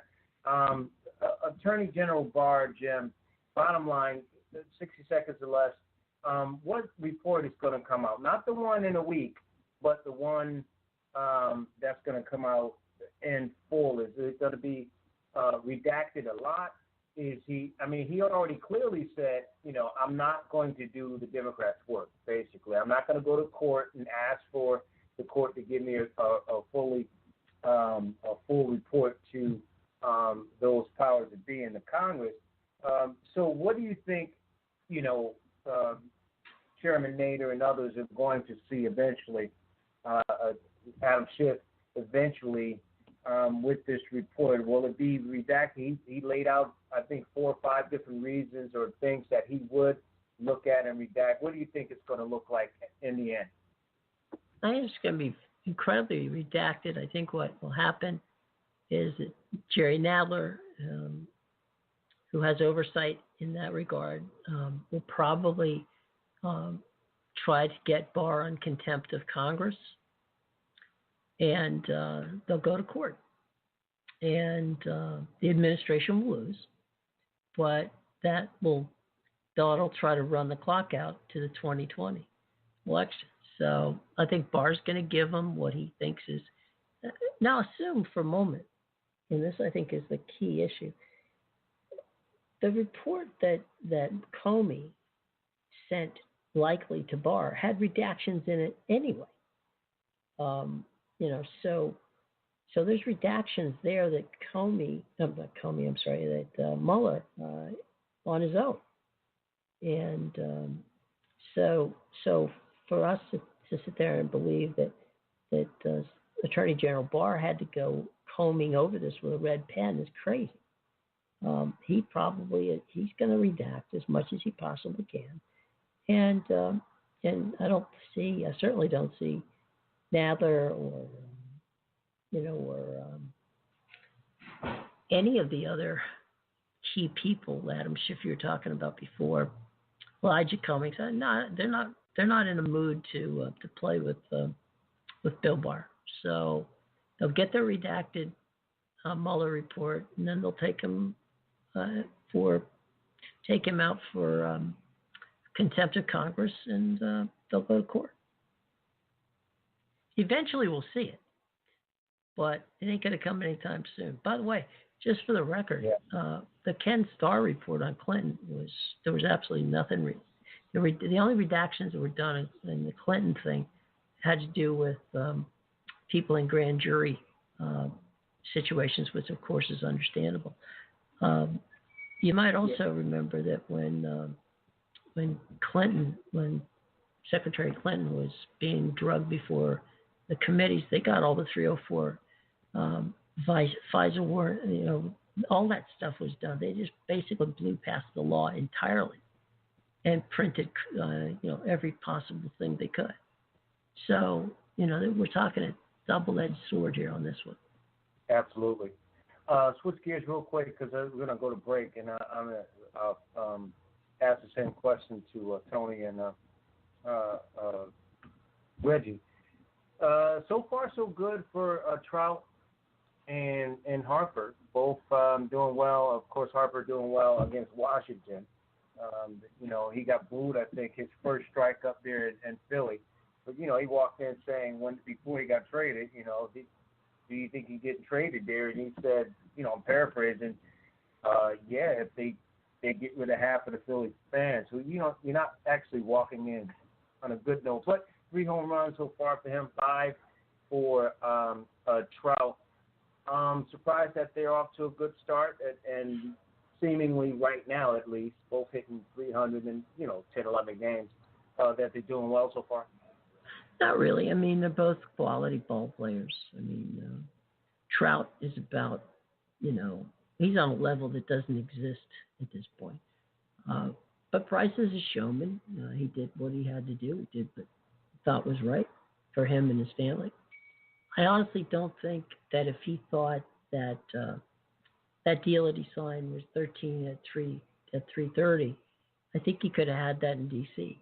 The problem is they made it clear they didn't want to go past January 1st to make that deal. And, I think he thought that the Dodgers and the Cubs and the Yankees were going to be players in there, and they were going to go north of 350 all the way up into that 400 million area. And it just wasn't there. The market wasn't there. And even the Dodgers, who were interested, only wanted to give him a 5-year contract because Stan Kasten and Andrew Friedman do not believe in long-term contracts beyond 5 years. The Giants took a last-second shot at it. I have no idea why. That made no sense, but they did anyway. So Philadelphia was, he really had a choice. Do I want to do a short-term deal with the Dodgers, or do I want to do a long-term deal in Philly? And obviously, he made the deal. Yeah. Well, so far so good. Look, I don't have any beef with Bryce. He's a good kid, so I wish him nothing but the best. So, he is a good guy. So, for what it's worth. We'll see what happens, Jim. As always, I appreciate the extra time, man, and we'll finish our conversation we had off air a little bit later. I do apologize, but I will be giving you a call. Not a problem. Thank you. Yes, sir. Oh, always a pleasure, guys. Take care now. Thank you. Jim Williams, of course, is a contributor with the Huffington Post, and of course, you can look up Politically Incorrect, the podcast that he has. Take a 30-second break, come back. Bring in Tony T. McLean and Reggie Howell. If you want to hear another view of the latest developments in Trump's Washington, listen to the Dr. Larry Show. Every Wednesday at 7 p.m. Eastern. Dr. Larry is a former businessman, entrepreneur, college president, and author who provides background and context for current events and trends in politics, education, foreign policy, and religion from a conservative perspective. Tune in and hear the other side as Dr. Larry talks with Washington insiders exclusively on blogtalkradio.com and the podcast at theBachelorPadNetwork.com. Welcome back to the Pad. Thank you for joining us. If you missed any part of the broadcast, you can go to our website, theBachelorPadNetwork.com, theBachelorPadNetwork.com. Incidentally, and I know it's short notice because we'll get out of here, if you want to chat, you can go to our chat site. It's Mixlr.com. That's Mixlr.com/the-Bachelor Radio Network. You can go there and you can listen to the broadcast there. 646-929-0130, the number to get in touch with us. Press 1 to get on the line. Want to go to Tony T. McLean and Reggie Howell.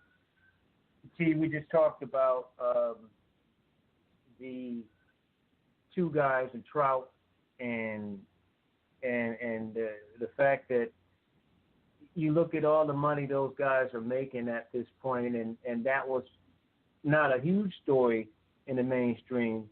Certainly is a story on this broadcast, because they do it. If they're black and brown and making a lot of money, that's the first thing that they talk about. Having said that, they're off to good starts. Again, 11, 12 games into the season. Your thoughts on them, and really Trout at this point, if the season continues to go the way it is, he's probably got more pressure or more on his shoulders because the Angels are off to a bad start. Yeah, well, with both of them, they're going to go as far as their pitching will take them. I think that they're going to put up their numbers. Trout, I think, is the better players, no doubt about that. The thing with Harper doesn't necessarily have to have a Harper type year for them to win. Philly's lineup is okay, and it's got balance. It has a good mix. Again, I don't want to sound like a broken record, but they're going to go as far as their pitching will take them. Philly's got a little bit better pitching than the Angels right now. Plus, the Angels are in a division that's very, very top heavy because of the Astros, and the Astros to me are World Series contenders, and that's who they have to look up to 19 times a year, and they're gonna have they've got to add more to it. Even their lineup, even more so this year, because Pujols is getting up there in age. He can't put up the same kind of numbers that he did back in the day. And let's face it, they really don't have that other worldly, not even worldly, but even break-even player in that lineup. I mean, Cole Calhoun and some of the other guys on that team, just you let them beat you. You don't let Trout beat you. Yeah, and Reggie, when you look at them, like I said, if you look at the way this kid is playing in Philly, he did most of his damage, in the Washington series. I guess maybe seemingly wanting to prove himself or prove something, for them not completely breaking the bank to keep him in town. But you look at these two teams and these two players. They have unique situations. Like Tony said, Philly definitely has a better team. They certainly got better pitching, in my opinion. And so, how do you think these guys are going to end up? Who do you think will have a better year? Well, the sad thing about it is what's happening in baseball right now is that they're still trying to get the young millennials in. But, LA, if you could just give me a waiver real quick. We'll talk about these clowns here at UVA. And, T-Mac, you're going to love this. In the press conference yesterday, the young man Hunter, who did all the hard lifting, did all the work, and she must not going to tell you what happened, had a couple of friends of mine that were there at the news conference. If you notice, they had the Europeans up there, basketball players, and they had the brother. They purposely, Richmond Times-Dispatch, Combs, and the Roanoke Times, kept directing that question to student athletes of the Europeans. At the end of time they run out, they decided to ask one question to the young black player. Now, everybody said, why I'm being so petty? If you know the legacy situation that goes on, you had one kid that daddy gave the school over $1 million, and he was a quarterback, and the boy won't crap. I want to say another word, but we're on a different show.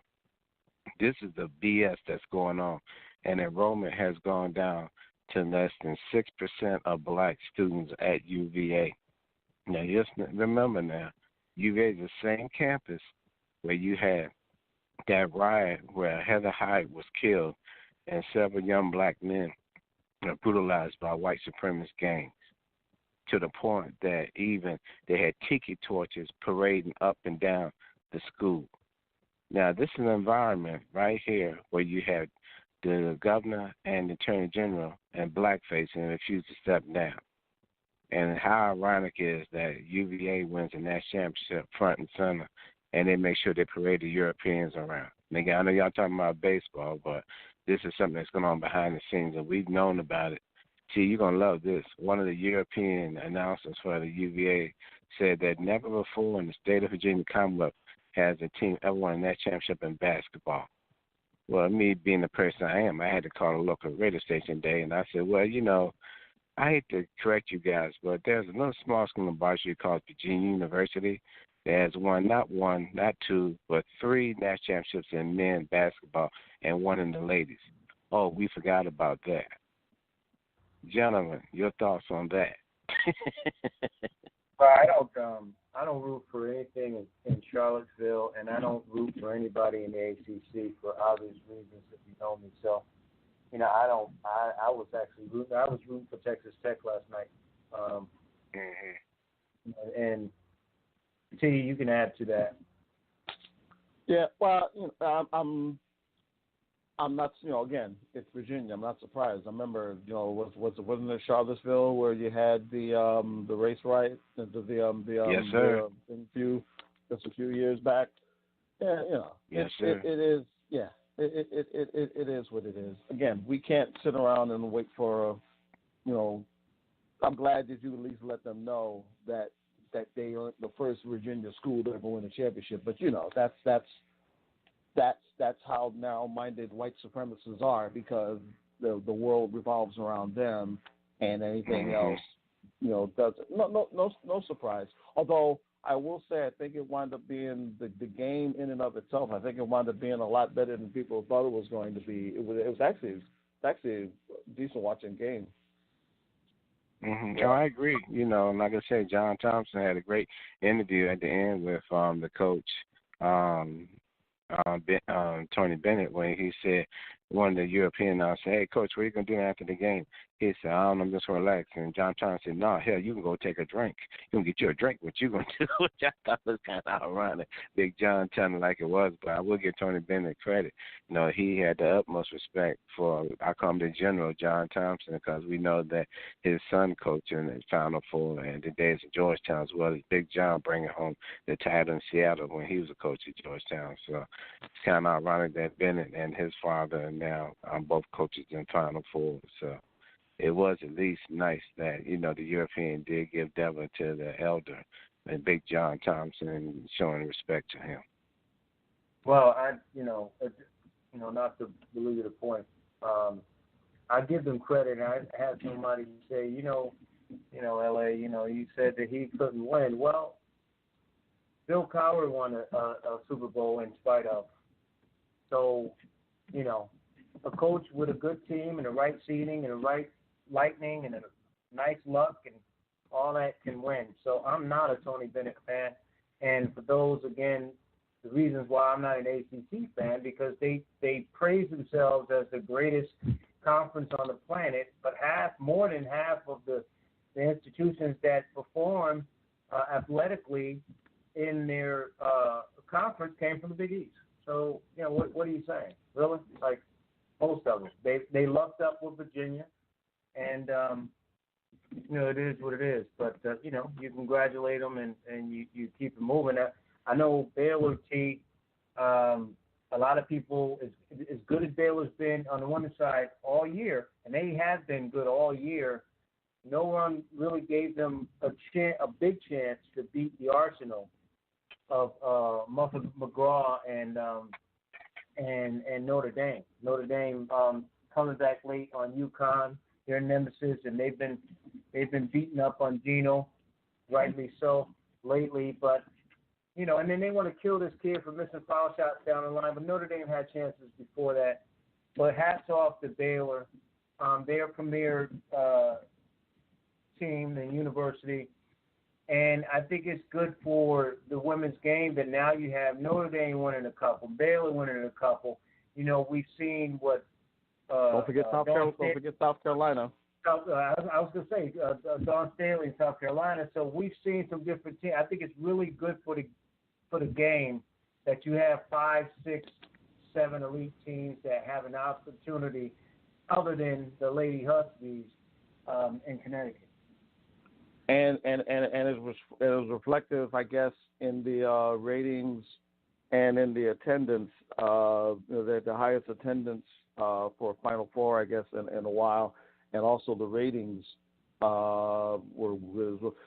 and it's not bad considering ESPN again buried the game, putting it on at 6:00 on a Sunday afternoon, where you literally had to go and find it.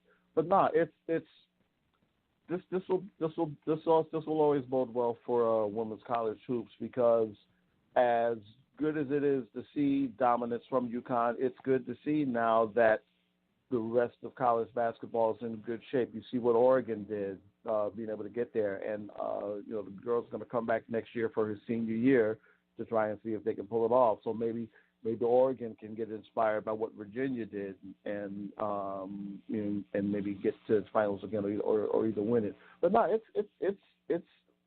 it's been a slow process, but it's been good to see all of women's college basketball grow. I'm anxious to see who they're going to wind up hiring at Tennessee, because that's that's going to be a hornet's nest no matter who takes that job, as Holly Warlick found out.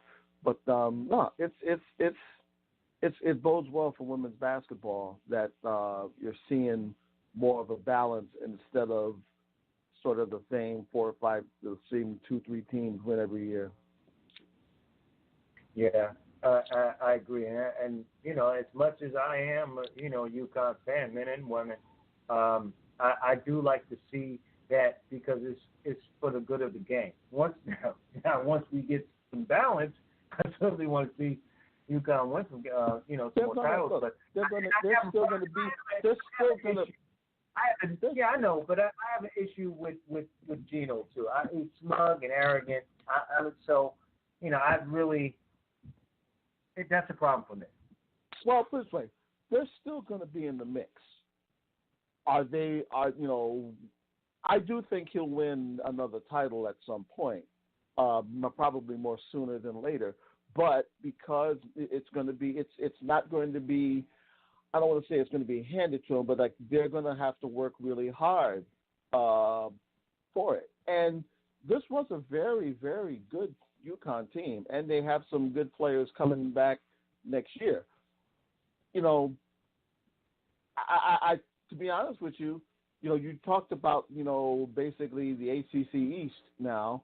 Right. If there's one team that's been affected more by the blowing up of the Big East, I think it's UConn, because they've dominated the American Conference, but they don't really have much to show for it. I mean, they don't.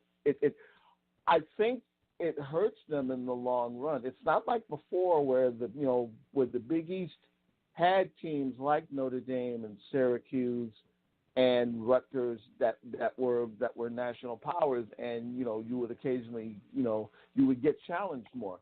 They're not getting challenged now, and I do think it hurts them when it comes to as they get closer and closer in the year. It's when they beat teams by like 40 or 50 during the regular season, it doesn't help them in the long run, because I think a lot of it has to. I think a lot of them being able to quote unquote dominate in the American Conference hurts them in the long run, because they don't really get challenged, and when they do get challenged, they don't meet up to the same standard. Now, do you put that on Gino? Do you put that on the players?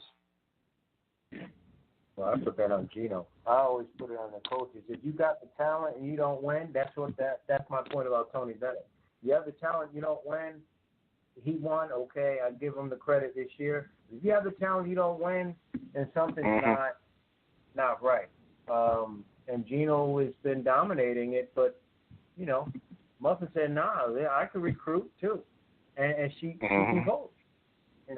Yeah, and I think especially Baylor, the coach from Baylor really can coach. yeah. Well, and see, yeah, she got 3 championships. We talked about this years ago when Winston was dominating in CIAA football, and you basically had a bunch of these CIAA coaches, whining and moaning.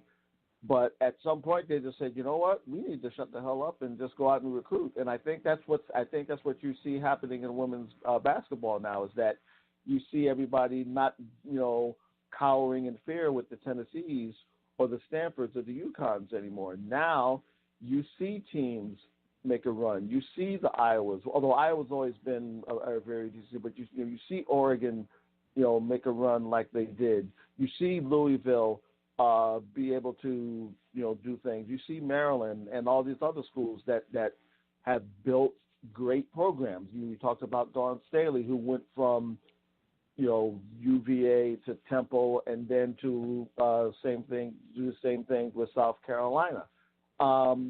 Again, it bodes. I don't want to sound like a broken record, but no, it bodes well for women's basketball.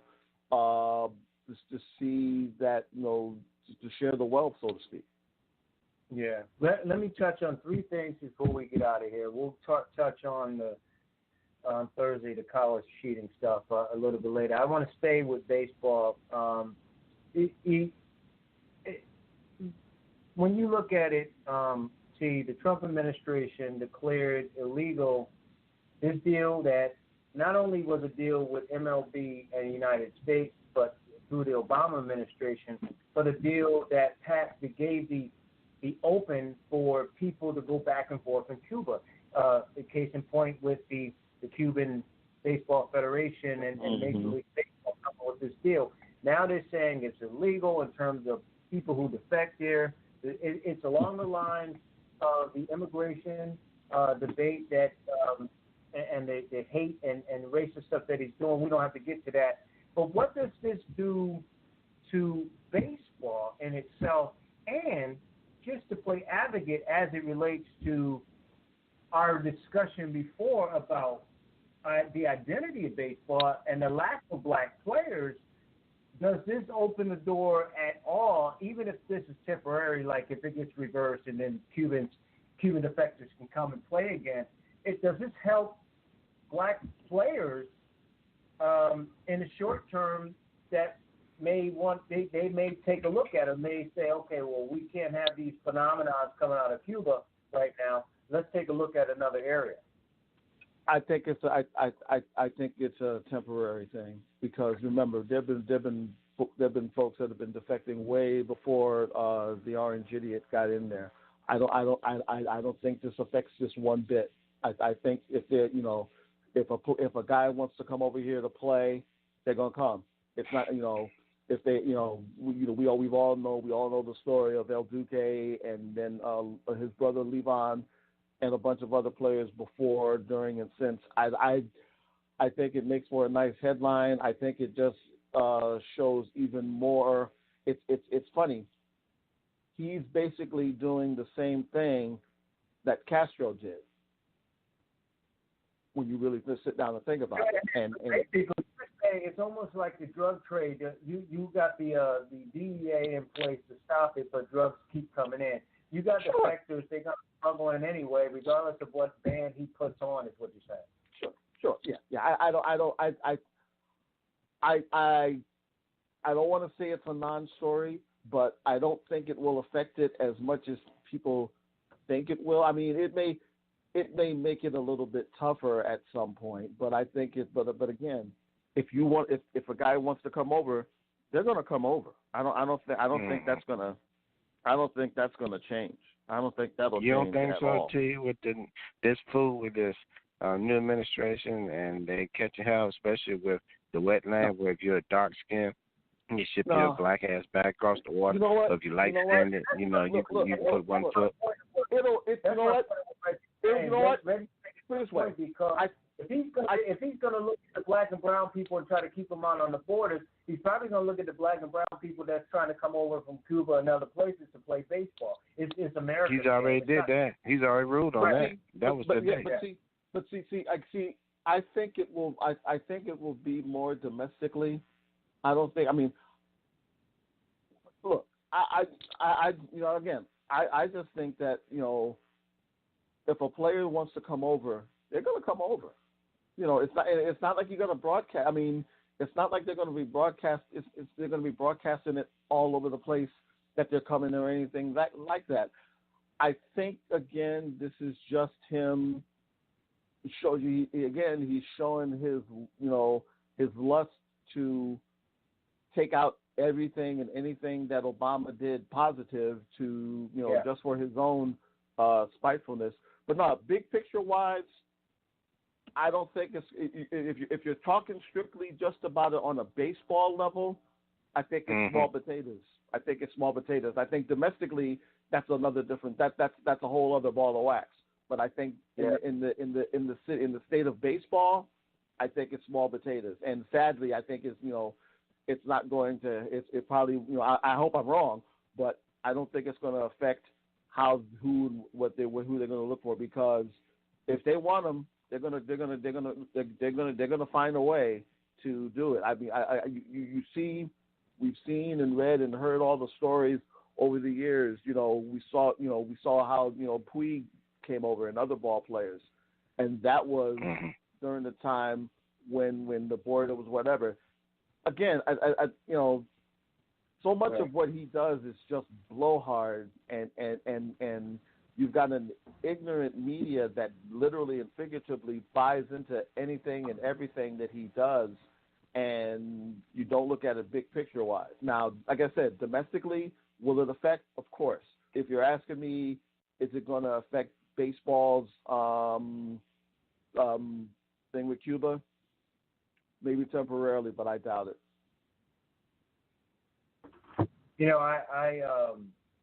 Reggie, I guess who's to say if he has this power in the NFL to Tony's point, that he's got his friends in the MLB and it's just for show, and then his MLB friends are saying, look, we can't have this, it's bad for business.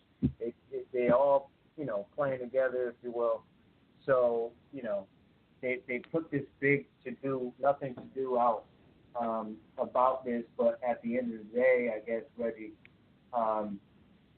whether they smuggled in or not, they're not going to stop it. And he's not really trying to stop it, he's just trying to show face. Yeah. The thing, like I said, with this administration, he runs it just like a criminal, like he's Dillinger, and he puts people in place, and his crooked-ass lawyers, to stagnate. And I read, and again, with the wetland ruling, where if you're dark-skinned, they'll send your black ass back across the water to Cuba, and when you're light-skinned, you get a pass with little Ellen Gonzalez. Not forget that case. So I've seen this act before, and it's like a Shakespeare play. It's always a tragedy at the end when it comes to brown and black people. And he has a hard on already when it comes to sports figures because of what he did to Kraft. Let's not forget that. This man set up the owner of the world champions. The lady that was in charge of the older players, the lady that was in charge of the massage, was sitting there watching the Super Bowl with him. So come on. As my cousin Pat pointed out, the president has at his power that he can sign an investigation anytime he wants to. And these sorry-ass Democrats, in my opinion, don't have the balls to stand up to this guy. So call me, crazy or call me stupid, but this guy has people in place to doing his dirty work, and I think it's going to tip it down to not only just baseball, but other sporting events, especially come with black and brown people. Some of your detractors might call you crazy, but we would never call you stupid, Reggie. Let's be clear about that. Hey, look, I'm still recovering from these crackers, and I use that word with these crackers, and UVA just got me upset, man. I mean, they have went white to white. They act like they're the greatest thing. The worst thing that happened to us was them winning that championship. It is all out season on white folks now, boy. They really feeling themselves now. Yeah, Charlottesville is that's what. Oh man, Clanville. I call it Charlottesville. I call it Clanville. It ain't Charlottesville. It's Clanville. Let me ask you this, Reggie. Final question to both of you. I'll stay with you, Reggie. Just on the field, surprising. Tampa off to a good start, and I think if I'm not mistaken, T before the season said Tampa would be a lot better than they are. And again, this is all based on 12 games, so I'm not getting crazy on it, but there's surprises and disappointments. Obviously, Boston off to a rough start. You look at Seattle lights out. The Dodgers off to a good start. Philly in the East. I mentioned Seattle with 10 wins.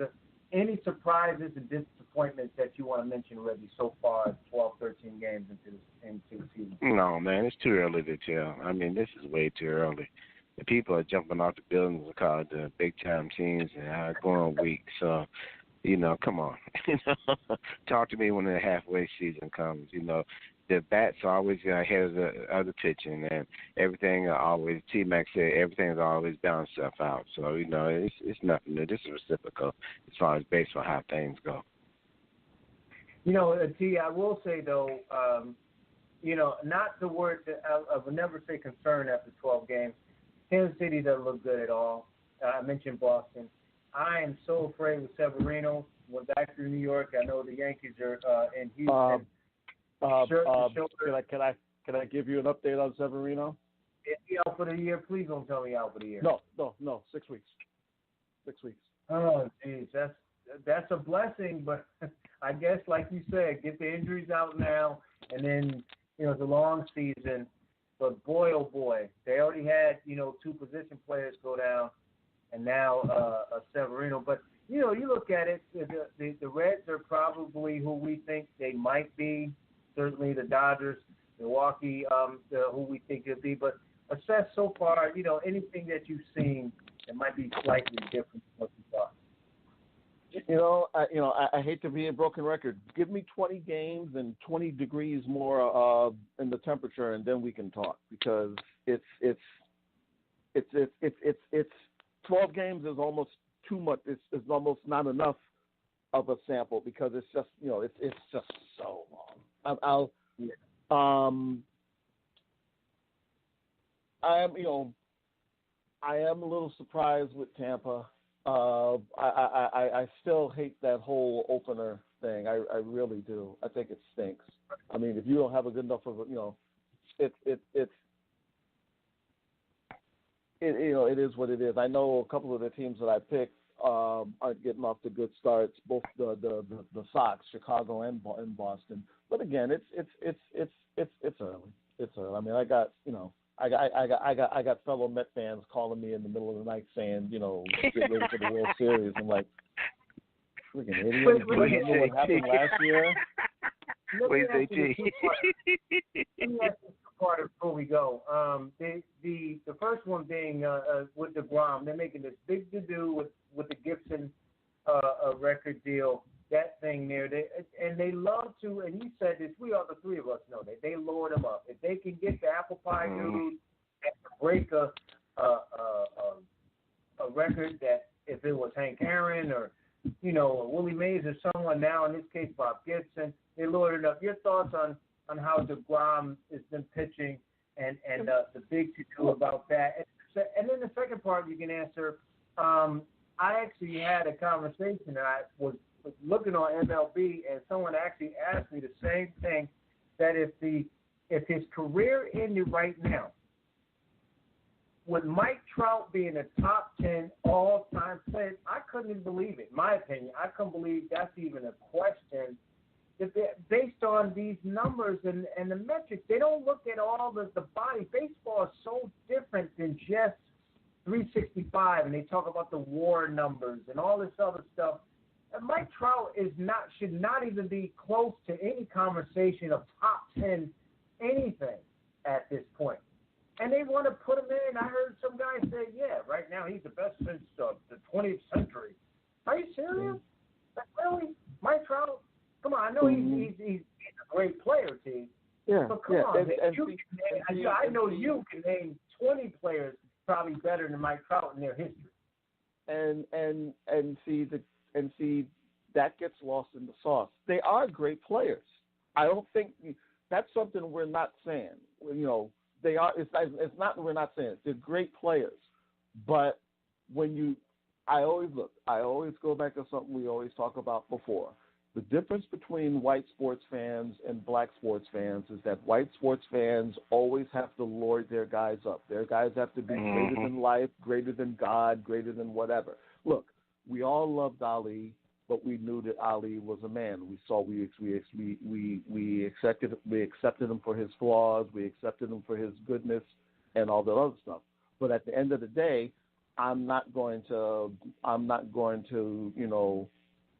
sacrilegiously worship Muhammad Ali. Right. It's a complete look. Amen. So true. Most Met fans, it's very.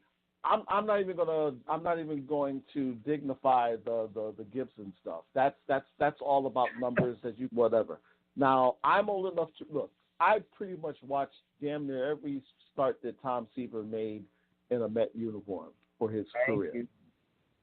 I watched pretty much Doc Gooden, same thing. You know, Kuzman, all those guys. I'm not one of these guys that just basically, you know, remembers the '86 team and that's it.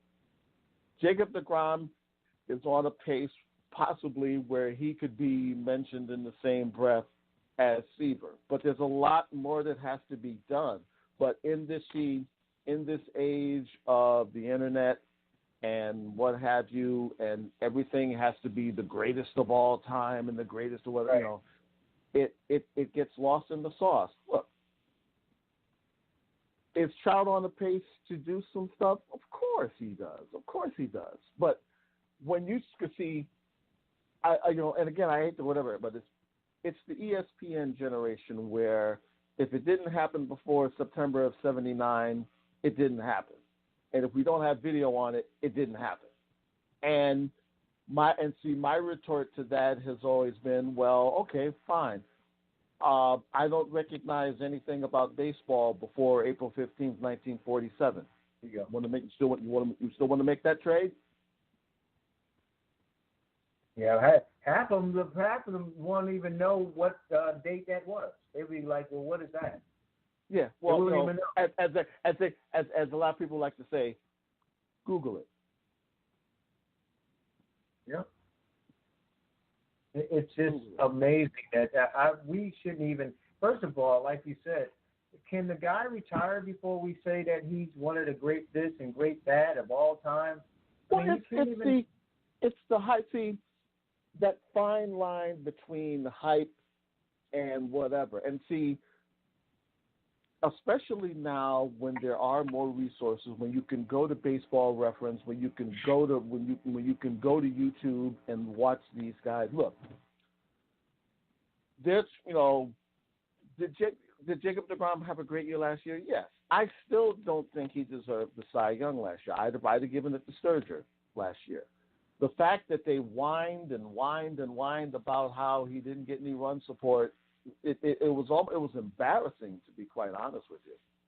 Now this year he's getting some support, although he gave up a home run tonight and he's down 1-0. So, you know, of course someone will be blamed for that, but that's a whole other story. But put it this way, people forget. People always talk about great records that may never be broken. The one record about 68 that people keep forgetting, 1.12. That was Gibson's ERA that year in 68.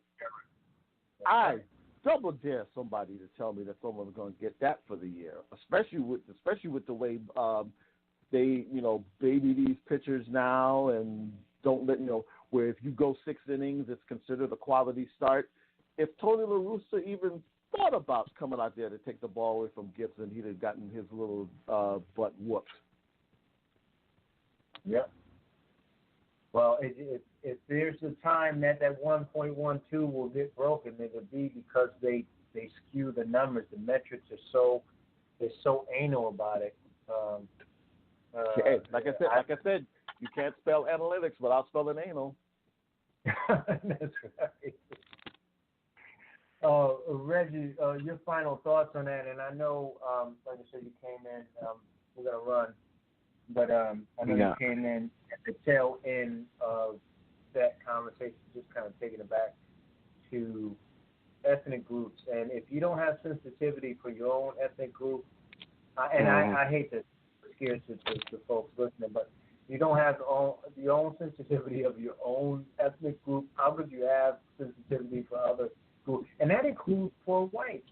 People don't, it's not the ethnic, but that's a group, right? So if you don't have sensitivity, and some people grow up in certain sections, certain places, and they don't want to experience certain things. I get that, but because of that, you know, you need to be a little more morally and socially conscious of these things. And it all ties into the Cuban defection, this guy at the White House trying to keep these brown folks out, trying to leave to come to this country, just like if they were coming from, you know, some other country in Central America, trying to come here to better their lives and their families. The same thing in baseball. Cubans coming here trying to keep their. And this guy right here being as racist. And so you're going to laugh at the word redskin, and these are the only times I say it when I want to make a point. If you want to say that you're not sensitive to being called redskin and you're one of the Native Americans that they're degrading, then, yeah, you could stay home. I don't need you. You can't fight. You can't fight. LA, can I just add to that? Sure. Sorry, Reg. No, go ahead. The one thing, sadly, the Native American community, you talked about the genocide that happens there. See, that's the thing.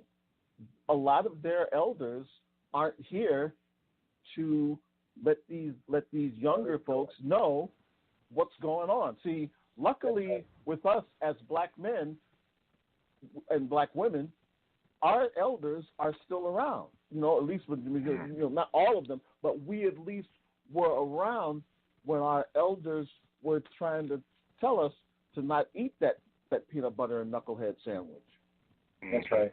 The sad thing is, because of the genocide that's been a huge part of the Native American community, there aren't too many of their elders around to really let them know what's going on, and sadly, they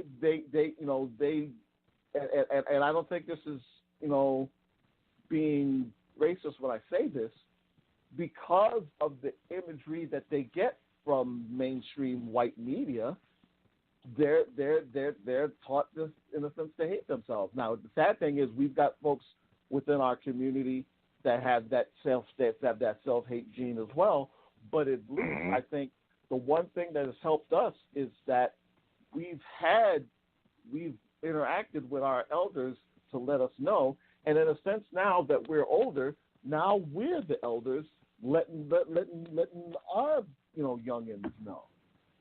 Yeah, and real quick, when you have the rapper that was gunned down in California, you see NBA stars like LeBron James and Westbrook in tears and hurt because they know they're trying to get back to the community. And just like Malcolm and King, especially Malcolm, they got gunned down by somebody who looks like them. That's the sad part about it. And I'll just say in closing that we have Ali Atwater, who, in Durham, L.A., the movie I saw this past week with Gerard G. Henson, she was called a sellout because she had the audacity to work clans when they're trying to get young black kids into school and get education. She was called a sellout by our own people. That's what frustrated a lot of us, and especially me.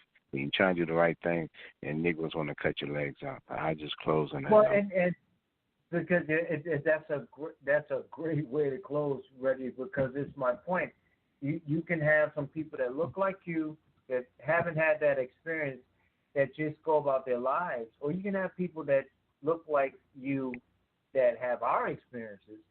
I know specifically where T and I from the project Franklin Street, right? So you can have those experiences, and then you can try to make change. If it's even working with the enemy to try to bring some change, you educate people to help make that change.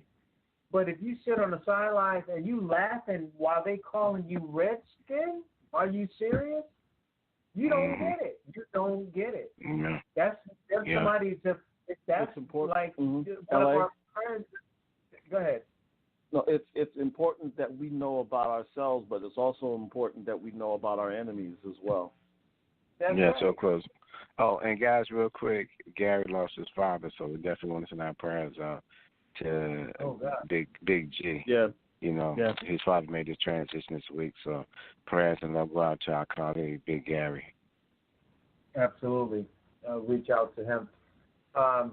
That's it for us. If you missed any part of our broadcast, please do go to our website, thebachelorpadnetwork.com, thebachelorpadnetwork.com. And you can listen to the show in its entirety, the podcast. Follow us on Facebook at Pad Nation, Pad Nation 2 at Twitter. Of course, on LinkedIn at LA Batchelor. And, of course, on all of these other sites, tunein.com as well. You can listen to the podcast of any of our shows on TuneIn TBPRN.com. That's it. For T, for Reg, for Jim Williams, LA. Enjoy the rest. Get back with you on the pad. Stay tuned.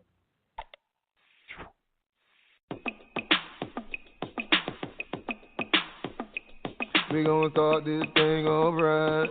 Groove all in the money logging out. Come on, come on. Hey, hey, hey, hey, do it, baby, take it, baby. Hey, hey, hey, hey, do it, baby, take it, baby. Hey, hey, hey, hey, do it, baby, take it, baby. Hey, hey, hey, do it, baby. I'm living my best life. Ain't going back and forth with you now. I'm living my best life. Ain't going back and forth with you. I'm living my best life. Ain't going back and forth with you now. I'm living my best life. Ain't going back and forth with you. You got a lot to be smiling for. So what the you be wildin' for? Come on, I get my grin on. I'm smiling, cause I always get my win on. I've been on so many different stages. Graced the cover of 100 magazine pages. Made people smile everywhere that I went. I even put it on the first black president. It's evident I'm hot as a crock pot, with a big ass smile like Mr. Hot Spot. You got a lot to be smiling for. So what the you be wildin' for? If you're breathing, you achieving. We having fun this evening, believe it. I'm living my best life. Ain't going back and forth with you now. I'm living my best life. Ain't going back and forth with you. I'm living my best life. Ain't going back and forth with you now. I'm living my best life. Ain't going back and forth with you. Put your middle fingers up in the air and show a hater you don't even much care. We finna get another bag this year. My ex, you can have that there. Hey, this year bad vibes get cut off. More trips, new chicks with no draws. More drinks, more smoking, more cars. More shows with Duval and Snoop Dogg. Look, I ain't tryna throw no shade, cause I can't see them in my lane. As long as my rent getting paid, I can care less with a big thing, huh? You in the club every night with no job,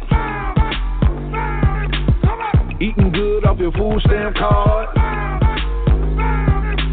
You made a killing last year off fraud. If you know you ain't going to work tomorrow, I'm living my best life. Ain't going back and forth with you now. I'm living my best life. Ain't going back and forth with you. I'm living my best life. Ain't going back and forth with you now. I'm living my best life. Ain't going back and forth with you. You got a lot to be smiling for. So what the you be wildin' for? If you're breathing, you achieving. We having fun this evening, believe it.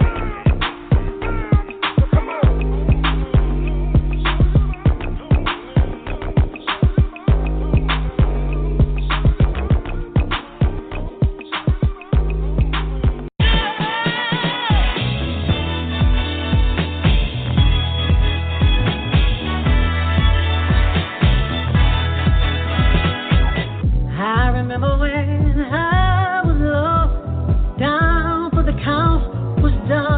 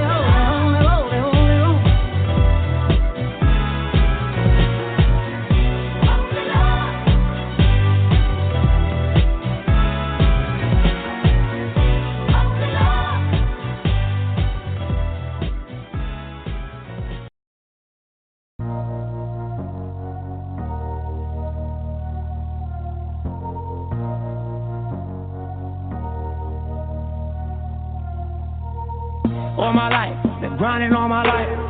Sacrifice, hustle paid the price. Want a slice, got to roll the dice. That's why all my life I've been grinding all my life. Look, all my life, been grinding all my life. Sacrifice, hustle paid the price. Want a slice, got to roll the dice. That's why all my life I've been grinding all my life. Look, I'm married to this game. That's who I made my wife. Said I die alone. I told that you probably right. One thing that's for sure, not a stranger to this life. Got a safe that's full of Franklin and a shoulder full of stripes. I don't know a nigga like myself. I stay self-made, meaning I design myself. County jail fade, you can pull my file yourself. Spy raid, swallow rocks, I'm getting myself. Nah, damn right I like the life I built. I'm from West Side 60, but I might got killed. Standing so tall, they think I might got still. Legendary baller like Mike, like Will. 96 Impala, thug life on wheels. Up against the wall, squabble at Fox Hill. Like a motherfucking boss, ask me how I feel. Successful street, touching them first meals. All my life, been grinding all my life. Sacrifice, hustle paid the price. Want a slice, got to roll the dice. That's why all my life, I've been grinding all my life. Look, all my life, been grinding all my life. Sacrifice, hustle paid the price. Want a slice, got to roll the dice. That's why all my life I've been grinding all my life. Look, I got everything I said I was gonna get on my kid. In addition to that fact, I went legit. I'm the shit now according to the way that I'm positioned. In this biz, it look like I'm just gonna keep on getting rich. Know them West Side RSCs is us. LAPD on my dick, I'ma squeeze and bust. If a rap diss, Swiss cheese is bust. All this rap money, look, I need too much. Money, loyalty, and love, in the dream we trust. You'll be switching up the players on your team too much. Tiny Copy, that's my low, Young Supreme, what's up? And we travel around the world getting cream or what? Ain't you get off on whoever hustles seem to brush? Las Vegas strip pops, yeah, you creamed them punks. After all that looking tough, all he seen was stunts. 50 Cent and Mayweather flee the scene with us. True story. All my life, been grinding all my life. Sacrifice, hustle paid the price. Want a slice, got to roll the dice. That's why all my life, I've been grinding all my life. Look, all my life, been grinding all my life. Sacrifice, hustle paid the price. Want a slice, got to roll the dice. That's why all my life I've been grinding all my life. Look.